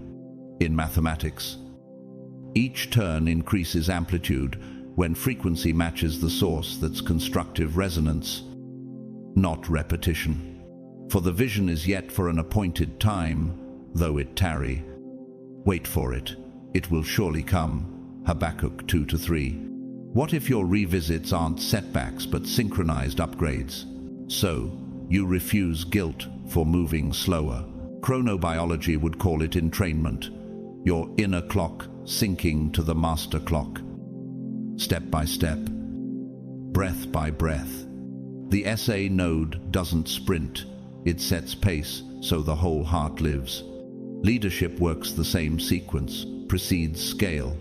My times are in your hand. Psalm 31:15. And if your times truly rest there, why borrow panic from someone else's stopwatch? Here's the twist. The stillness you've honored isn't mere peace, it's a portal. In sacred architecture, thresholds matter. Vestibule, nave, sanctuary. Each space prepares you for the next intensity of presence. Your quiet has been a narthex between battles, a locker room hush at halftime where the winning strategy is downloaded. You can feel it pressure equalizing like an airlock before a door to a new atmosphere opens. Real lives preach this. Pope Francis, a global spiritual leader, teaches in Evangelii Gaudium that time is greater than space, meaning processes, time, outrank immediate control, space. He built reforms by pacing process over impulse, and impact followed. Makoto Fujimura, a contemporary Christian painter known for slow art, layers, mineral pigments over months.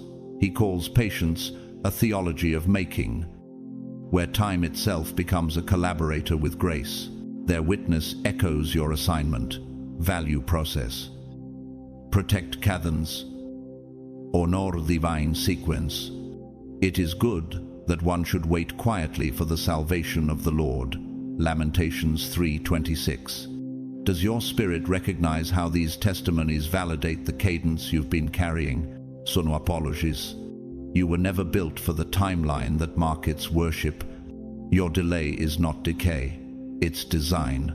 Your restraint is not fear, it's fidelity to the architect's blueprint. When the inner light turns green, move with integrated force mind, spirit, and assignment, phase locked as one. Until then, hold formation, guard the cadence, refuse counterfeit urgency.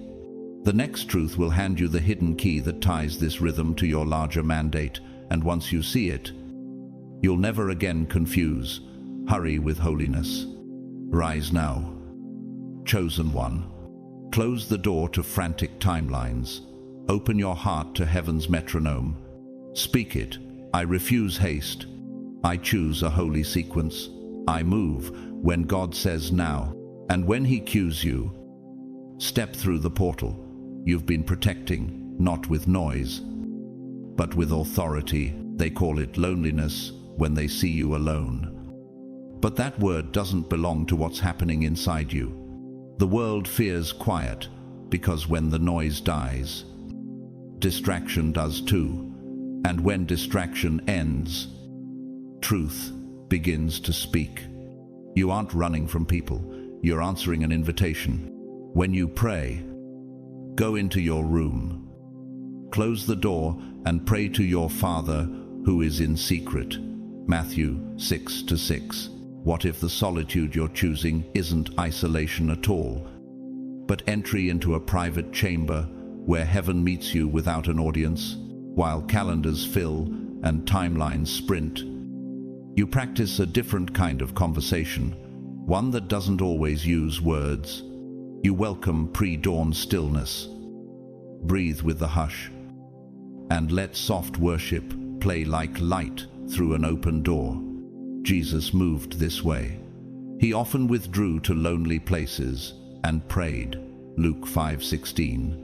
Have you noticed how your inner compass resets after an hour of real quiet in a way 10 hours of social noise never could? Under the hood, more is happening than you think. In neuroscience, the default mode network activates in reflective silence, integrating memory, meaning, and identity, the very fabric of calling. In psychology, your attachment system downshifts from hypervigilance to trust when you feel safe in stillness, which is why the ache eases once presence fills the room. In information theory, you're raising your signal-to-noise ratio, stripping interference, so guidance stands out. And spiritually, you're building a kind of Faraday cage for the soul, walls that keep out static, so the still, small voice is audible.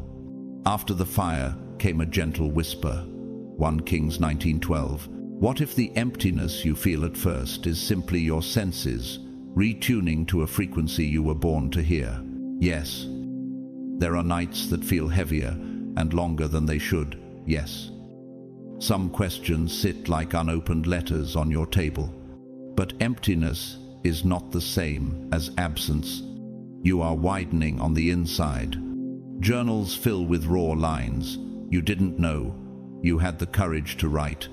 A single candle steadies the room like a metronome of peace, and then no trumpet. No fanfare, clarity arrives. Call to me, and I will answer you, and tell you great and unsearchable things you do not know. Jeremiah 33:3. Could it be that the ache itself is the stretching required to hold the answer you asked for? True connection doesn't always look like company. Sometimes it looks like a closed door, a chair by the window, a page waiting for a conversation that only God can finish. The most powerful dialogues of your life may happen without another person present, because presence himself is there. When people say, "Don't you get tired of being alone?" they reveal more about their distance from their own souls than about your condition. For them, silence threatens. For you, silence consecrates. Abide in me, and I in you. John 15:4. When abiding becomes your baseline, even a quiet room feels crowded with glory. Does your spirit recognize how much stronger you are after those wordless hours? Real lives confirm this. Søren Kierkegaard, the Danish Christian philosopher, walked Copenhagen's streets in deliberate solitude and poured his heart into journals, arguing that purity of heart is to will one thing. He wasn't escaping people, he was refining presence, learning to stand before God without props. Chiara Lubich, an Italian Catholic lay leader and founder of the Focolaire movement, practiced moments of unity in silence before major decisions. She taught that interior stillness births exterior love that lasts. Their witness is simple. A deep connection with God can look like a quiet desk, unopened page, a steady breath, then action that echoes for decades. When the crowd sees lonely, heaven seems rooted. There's also a cadence to your solitude that many miss in architecture. Sacred spaces guide you across thresholds, narthex to nave to sanctuary, each transition lowering the volume of the world and heightening awareness of presence. Your life mirrors that procession. Inbox to prayer, noise to nearness, hurry to holiness. In sport, the halftime locker room hush isn't wasted minutes. It's where the scoreboard surrenders to strategy and a season changes.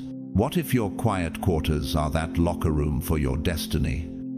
The interval where God hands you plays no stadium can hear, and when the door opens again, you don't wander back, you re-enter with an assignment. Sono. You're not lonely. You're connected upstream. You're not withdrawing, you're being wired for clarity. You're not avoiding life, you're aligning with it at its source. The room may be still, but heaven is not. When you pray, go in, and your Father who sees in secret will reward you. Matthew 6:6. Echoed. And if the world cannot read this season, that's fine. They weren't given the blueprint for your inner cathedral. Chosen one. Close the door. Light the candle. Open the page. And welcome the presence who already waits for you. Say it out loud. This is not loneliness. This is intimacy. I refuse the crowd's diagnosis and receive heaven's appointment when he sends you out. Step back into the world with the same nearness you found in the quiet and watch confusion bow to clarity wherever you go. Your quiet room is a womb. In that hush, visions take shape. Healing begins. And purpose is incubated until maturity. The great messengers were rarely discovered in the roar of the marketplace. They appeared from caves, deserts, upper rooms, places where noise cannot bargain with destiny. You're walking the same path, not as a hermit escaping life, but as a steward preparing life. He who dwells in the secret place of the Most High shall abide under the shadow of the Almighty. Psalm 91:1. What if the stillness you protect is the very climate where your assignment can finally breathe? Separation is not severance, it is fine-tuning. Little by little, your inner world grows so vivid that the outer world stops being your oxygen. You stop needing to be seen because you've tasted the unseen. You stop chasing a crowd because you've found a presence. You will keep him in perfect peace, whose mind is stayed on you. Isaiah 26:3. Ever noticed how, After a deep hour of silence, your fears lose their vocabulary. How do your doubts dim like a screen fading to black when the director steps in? This communion moves beneath words. There are mornings when prayer is a conversation without sentences, only breath, only nearness, and that is enough. Mark records it simply, very early, while it was still dark. Jesus got up, left the house, and went off to a solitary place. And there he prayed. Mark 1:35. Could it be that what people call lonely is actually your training in nearness, God teaching you the language of presence until a whisper carries more weight than a crowd's approval? Nature already confirms this hidden curriculum. The glass-wing butterfly forms its near-invisible wings within a protected chrysalis. Transparency isn't an aesthetic, it's a survival strategy learned in silence. The queen of the night cactus blooms once. At night, miss the hour. Miss the wonder. Blue glacier ice doesn't appear on day one. Clarity arrives after long. Patient pressure removes the air. In the dark soil, mycelium networks weave quiet intelligence through a forest, turning solitude into shared strength. And on winter tundra, a snowy owl hunts by listening for what cannot be seen. Silence becomes radar.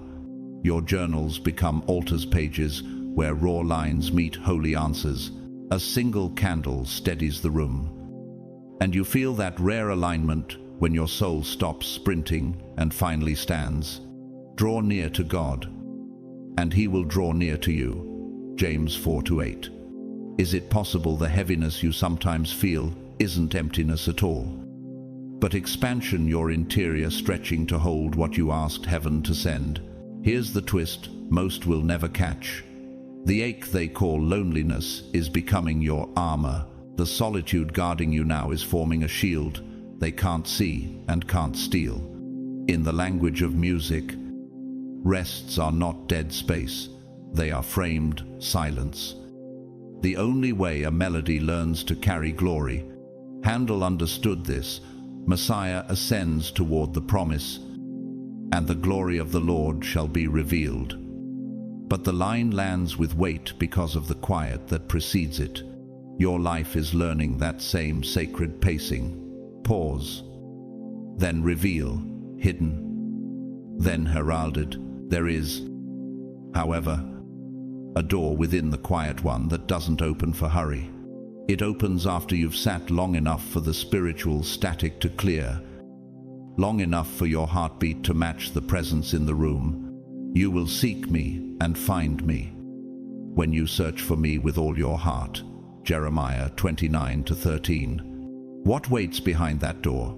Not a speech, not fireworks, a revelation, a clean knowing that you were never alone, that you were surrounded the entire time, and once it lands, home stops being just an address, it becomes holy ground. I will not leave you as orphans, I will come to you. John 14:18. Ever felt that swell like a tide rising inside your chest when you realize the one you sought was already seeking you, so the world can keep its diagnosis? You are not lonely, you are linked upstream. You are not abandoned, you are appointed. You are not hiding, you are being heightened. Soon, you won't just be protected by solitude, you'll carry its authority into rooms that forget what peace feels like. And when the time comes to open that door and step out, you won't emerge hungry for validation, you'll walk out with presence. The very thing your generation is starving for, but doesn't know how to ask. Stand up. Chosen one. Guard your secret place. Then go with holy clarity. Speak it now. This isn't loneliness. This is intimacy. This isn't absence. This is activation.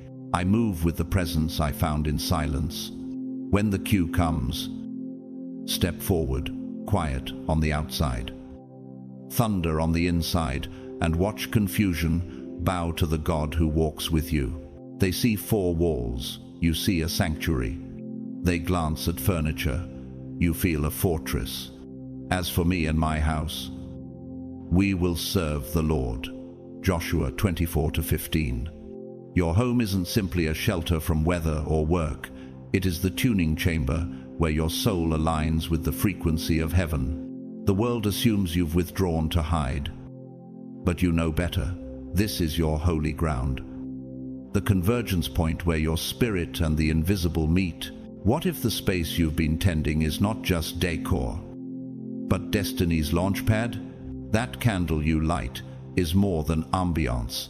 It's intention made visible, a flicker that testifies, I'm ready for the presence. That quiet corner where your prayers rise is not just a seat, it's a portal, a personal holy of holies where heaven inclines to hear. Let my prayer be set before you like incense. May the lifting up of my hands be like the evening sacrifice. Psalm 141-2. Ever wondered why some silences in your home feel heavier, fuller, like someone else's in the room? Maybe it's because you're never truly alone here. In design theory, sacred architecture is built to direct the flow of human attention upward. Medieval cathedrals were engineered so the acoustics would carry whispers to the rafters and light would fall like revelation through stained glass.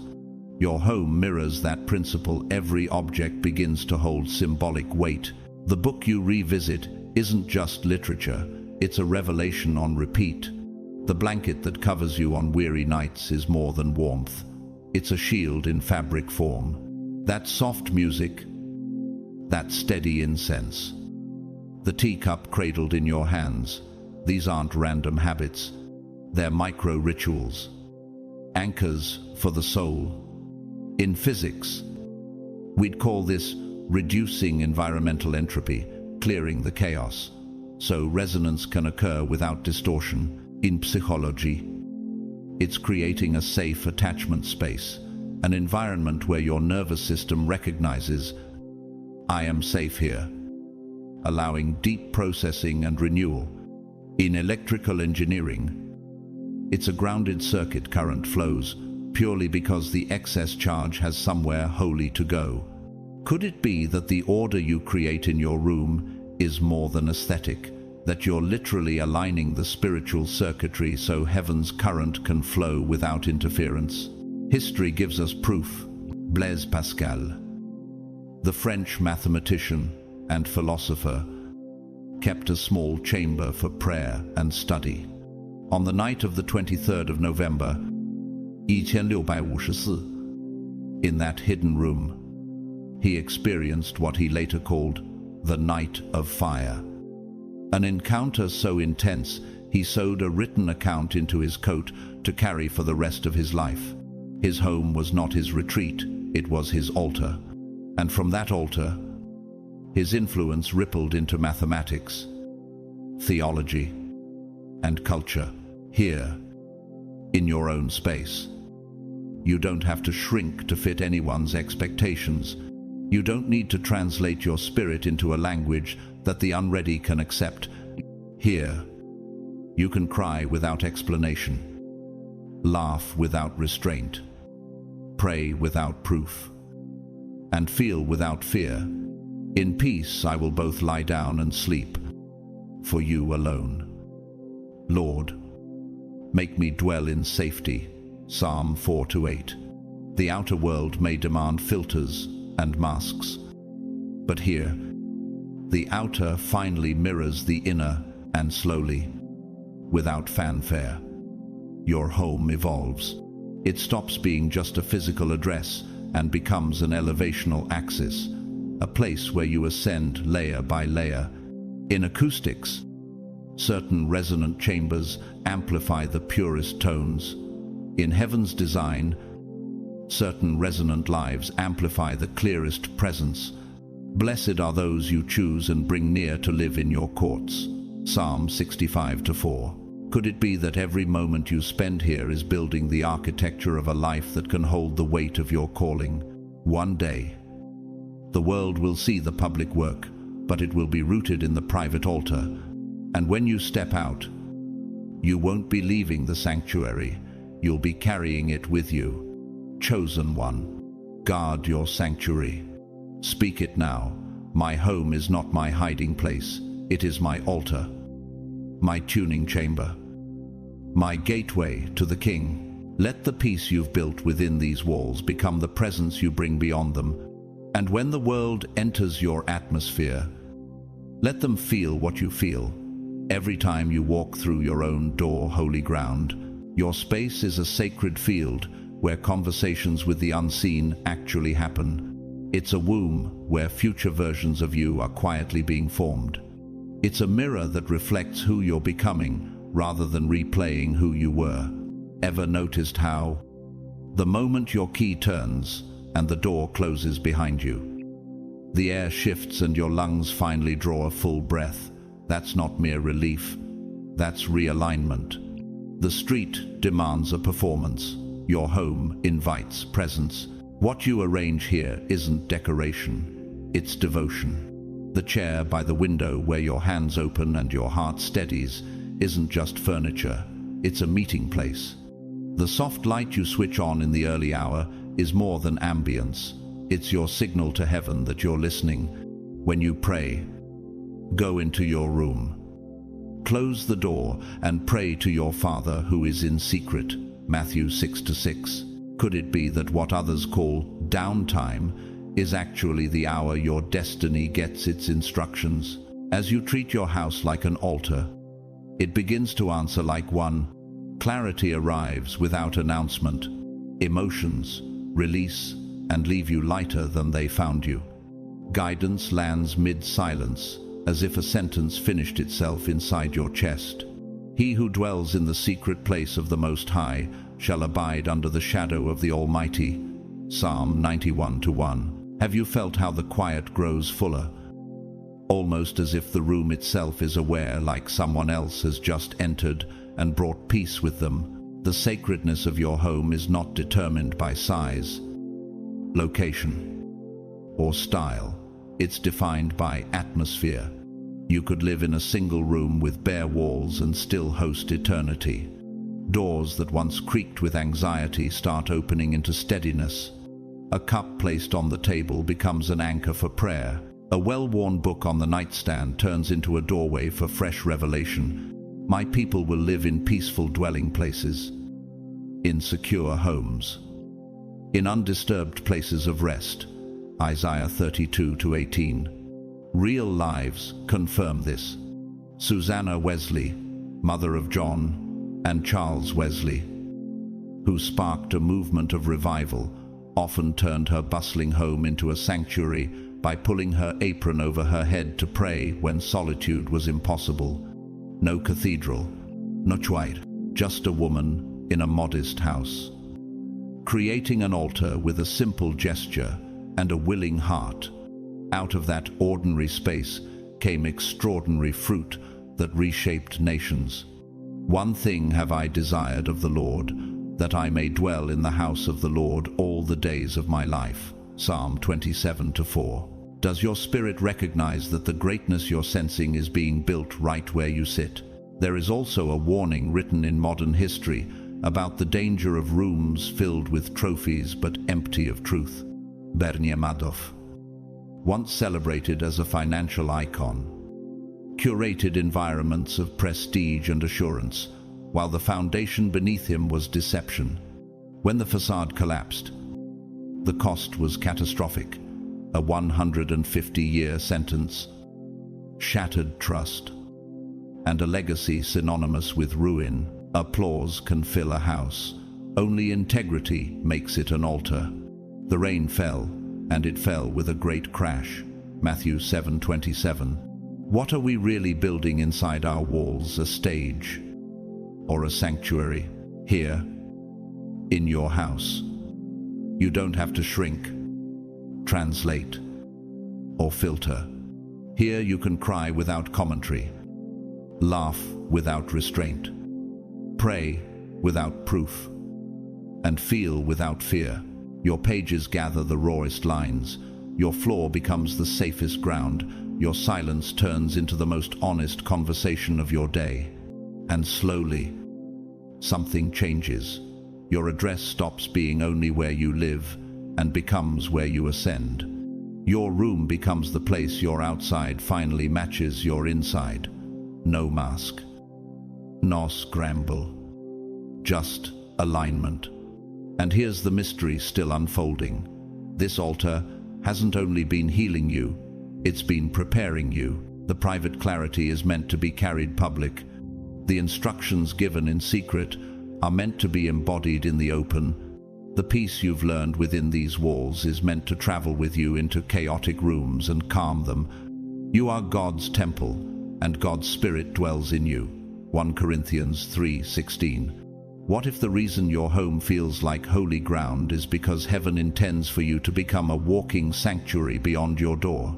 So yes, this is a shield, a source, a sanctuary, but it's also a launch pad. You haven't been hiding, you've been handed something. And in the next truth, you'll see why your private altar is the staging ground for your public assignment. Why the voice that met you here is about to meet others through you. Stand up, chosen one. Guard your house. Then go with it in your spirit. Say it now. My house is my altar. My life is the sanctuary I carry. Step across your threshold like a priest, with a blessing calm in your chest, clarity in your eyes, and the presence you found in secret resting on everything you touch. They'll look at you with puzzled eyes and toss out lines like, "You should get out more," or "You're missing the best years." But you can feel it. They're speaking from a neighborhood you no longer live in. Your silence isn't emptiness. It's engagement with a higher conversation. Ever felt the room grow quieter inside you, even while the world tries to turn you up? That inner hush is not withdrawal, it's alignment. Do not be conformed to this world, but be transformed by the renewing of your mind. Romans 12:2. Their misunderstanding is not your assignment to fix. They don't understand your solitude because they've never sat in theirs. They don't understand your stillness because, for too long, noise has worn a disguise called meaning. What if their discomfort with your quiet is simply a mirror of the chaos they haven't faced? You are choosing the narrow way on purpose. The gate is narrow, and the way is hard that leads to life. And those who find it are few. Matthew 7:14. Your path was never designed for the masses. It was designed for a single, steady soul, obeying a single, steady voice. You're not here to synchronize with the crowd's rhythm. You're here to move by a divine cadence. Sometimes that cadence leads you away from parties and surface talk and straight into nights of reflection, tears that cleanse, and moments with God that rearrange everything. For God alone my soul waits in silence. From Him comes my salvation. Psalm 62:5. Could it be that the path that looks deserted is simply reserved, kept clear so you won't miss what's meant for you? Creation quietly confirms this logic. Edelweiss blooms where the air thins and the crowds can't climb. Beauty often keeps altitude. The monarch completes a migration across generations. Guided by an inward compass no billboard can replace. Direction outlives speed. Sequoia cones wait for fire to open. What scorches the surface can release the seed. Pressure can be midwife to purpose. And wisteria spends years winding in silence before a single cascade of blossom stops a street. Timing makes wonder visible. When people say you're too distant, remember, some wonders are only possible because they refuse the easy path. Yes, they'll label you too quiet, too intense, too deep. But what they call too much is often just more awake. You have learned the difference between being liked and being led. Am I now seeking the approval of man or of God? If I was still trying to please man, I would not be a servant of Christ. Galatians 1:10. And when the ache comes, and sometimes it will hear the promise in the same breath, In this world, you will have trouble. But take heart, I have overcome the world. John 16:33. Are you willing to be unseen a little longer so heaven can make you unshakable? The stage has a word for this.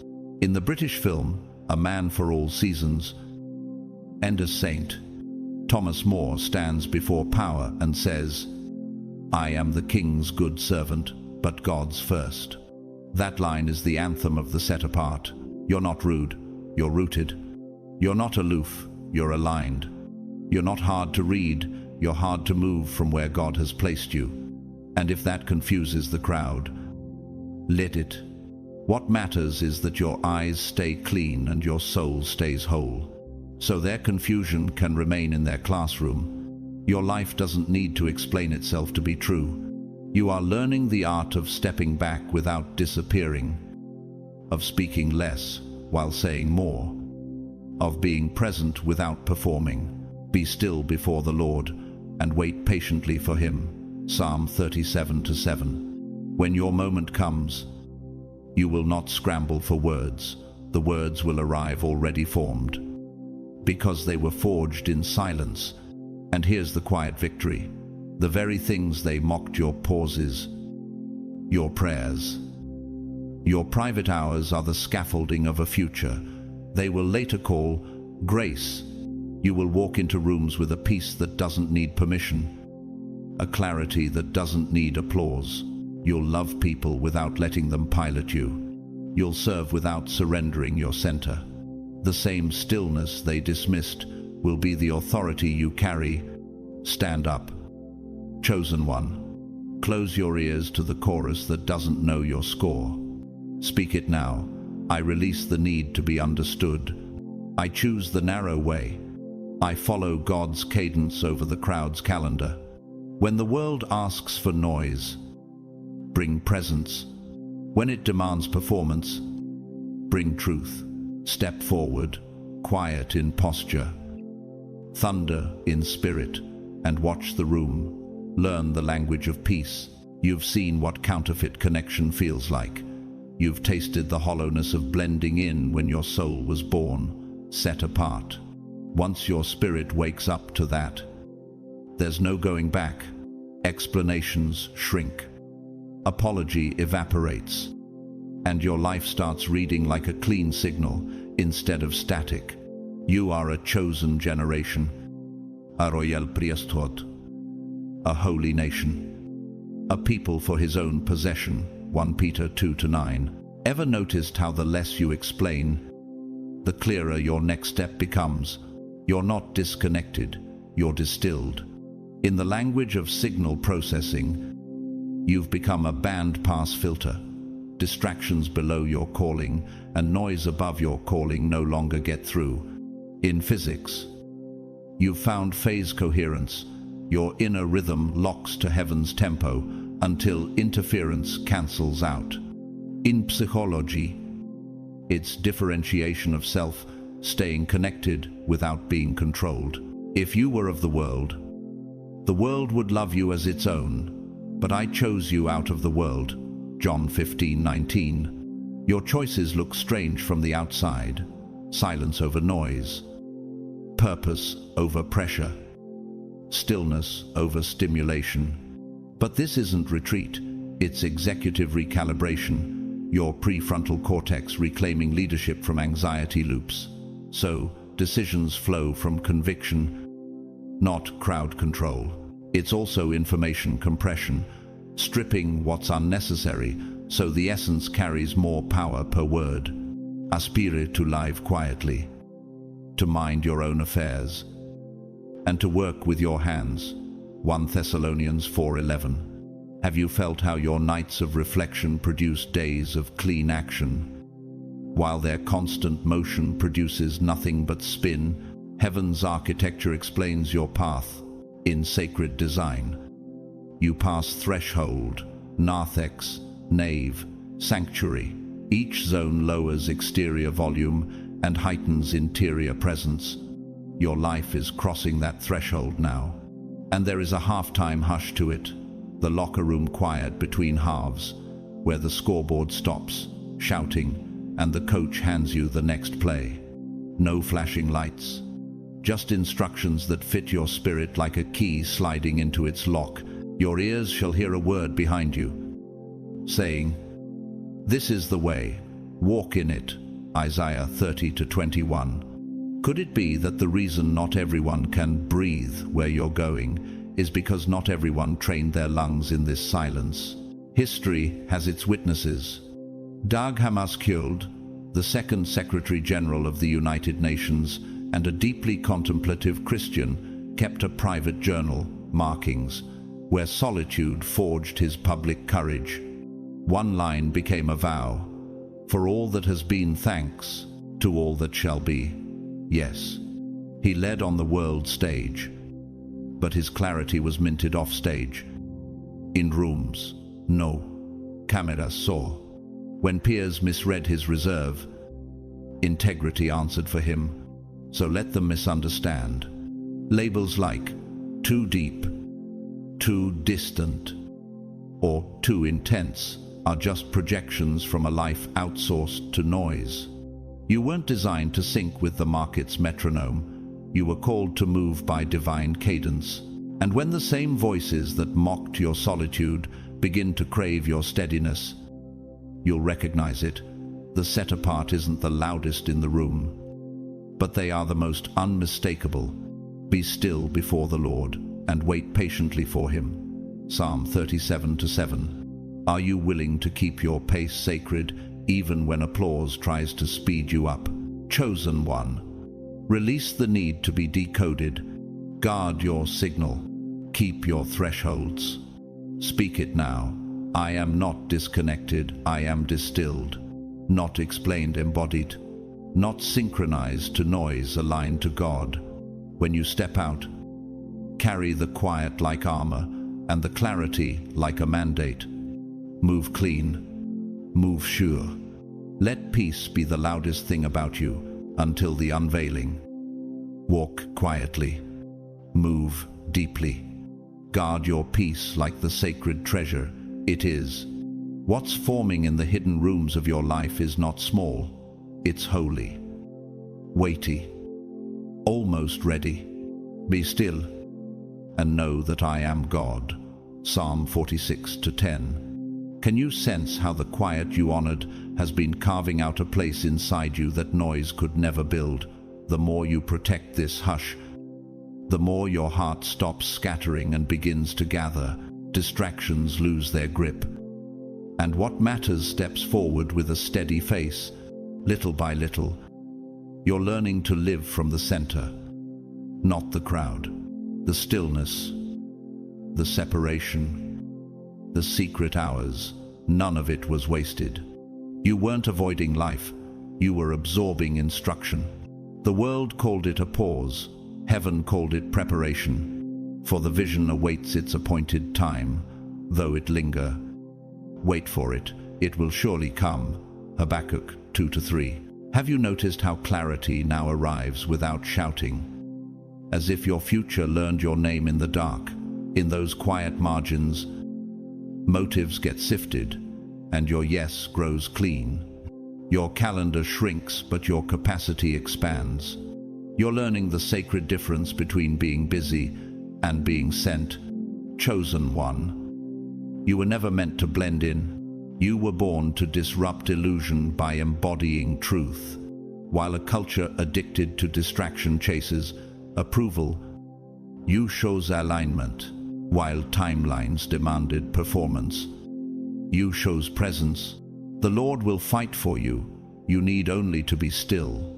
Exodus 14:14. Who could persuade you now to trade presence for permission, or purity for popularity? You've outgrown the stage that asks for a mask. Your boundaries no longer feel like walls, they feel like wisdom. Peace has become your pace, not your prize. A witness from real life. Brother Lawrence, a 17th century Carmelite lay brother, spent his days in the kitchen and workshop, practicing the presence of God in ordinary tasks. No stage, no spotlight, just steady nearness. Chosen again and again. From those quiet hours came a fragrance of faith still read around the world. My sheep hear my voice, I know them, and they follow me. John 10:27. Pots, pans, and simple chores turned into a living prayer. Obscurity became the birthplace of influence. His life says what your spirit knows. Intimacy outlasts publicity. Your everyday room can host eternity when your heart stays near. Your silence was never emptiness, it was sanctuary. In that sacred space, everything false loosened its grip, and your real self stepped forward without apology. Your calling is carved here, not by thunder, but by the quiet chisel of revelation. Isn't it striking how your eyes have grown cleaner as your words have grown fewer? You can feel the difference, less explaining, more obeying. Decisions simplify when they flow from who you are, not who they expect. You're becoming fluent in truth, and truth is becoming your native tongue. A cautionary modern example. Sam Bankman-Fried, once hailed as a visionary in crypto finance, built a public image of impact while the core was compromised. When truth surfaced, the collapse was swift and costly. Criminal conviction, a lengthy prison sentence, and a legacy marred by broken trust. That's the house on sand. The rain fell, and it fell with a great crash. Matthew 7:27. Hype can rent attention, only integrity can hold it. When substance is missing, the spotlight accelerates the fall.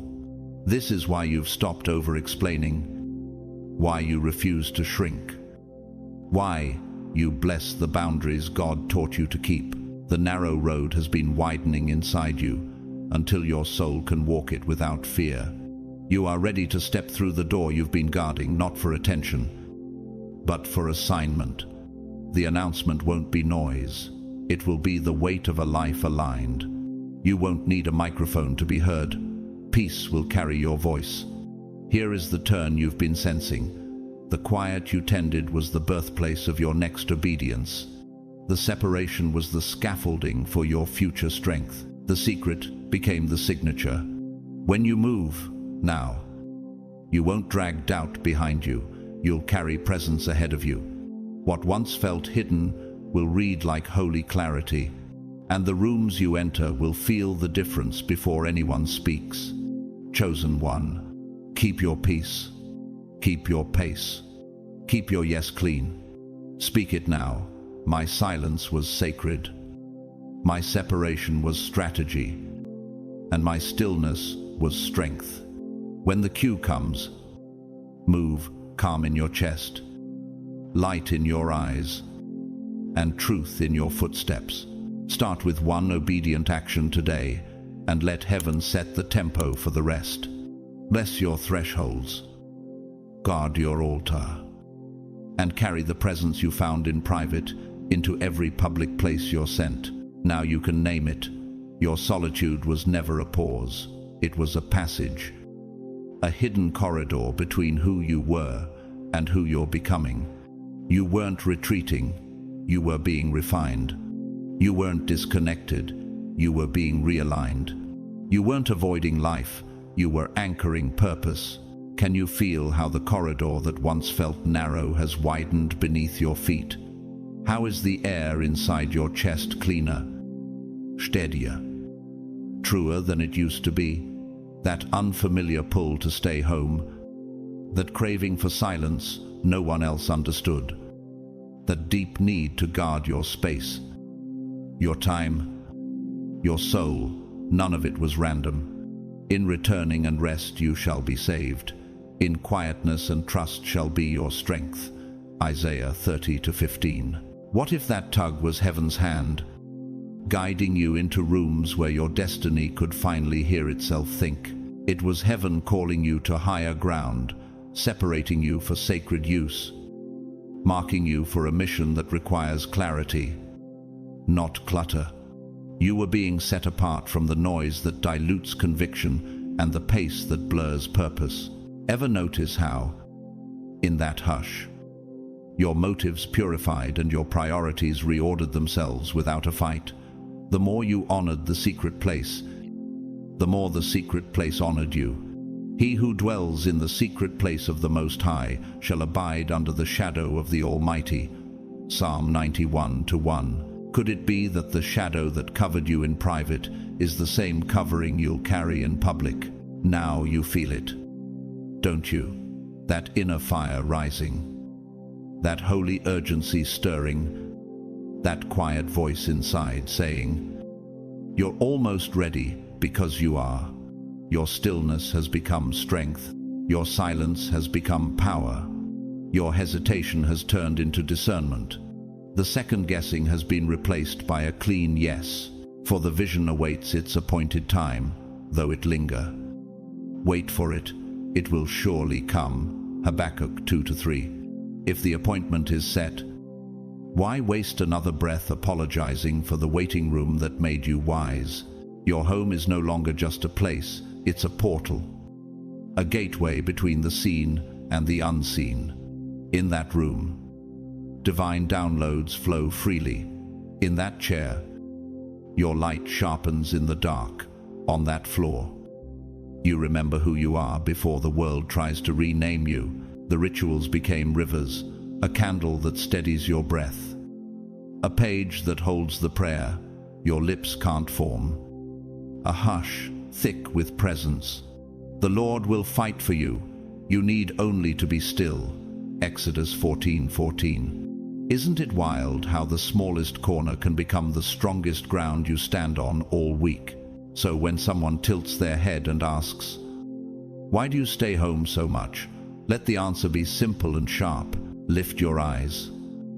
Let the peace speak first. And say, "Because that's where I hear God the clearest." Then seal it with a public declaration. Comment below, "Right now, my home is my altar." Let that line ring through the thread like a bell at midnight. Let those words find the ones who needed permission to choose presence over performance. Let this moment mark you and gather your tribe. Because we aren't hiding, we're preparing. We aren't shrinking, we're sharpening. And when we emerge, we won't come back the same.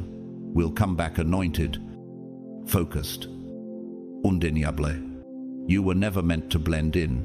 You were born to cut through illusion by embodying truth. You are a chosen people, a royal priesthood, a holy nation, a people for his possession. 1 Peter 2-9. Are you ready to carry the quiet you guarded into the rooms you're sent to transform? So hold your silence like a sword. Treat your solitude like sacred fire. Protect your peace like your life depends on it, because spiritually, it does. Tighten your yes. Bless your boundaries. And keep your altar lit. You are chosen. You are sealed. You are rising. And soon the world will feel the weight of a life aligned. Stand up. Chosen one. Speak it out. My silence was sacred. My separation was a strategy. My stillness was strength. My home is my altar. When the cue comes, move with peace in your chest, light in your eyes, and truth in your footsteps. What you met in private will walk with you in public. Start now. Now the picture is clear. You are not antisocial. You are set apart by God. The stillness you protect is not an empty gap, but a holy corridor, where your old self closes and your heavenly identity opens. Your home is not just an address, it is an altar. Your silence is not just a habit, it is strength. When the world demands performance, you choose presence.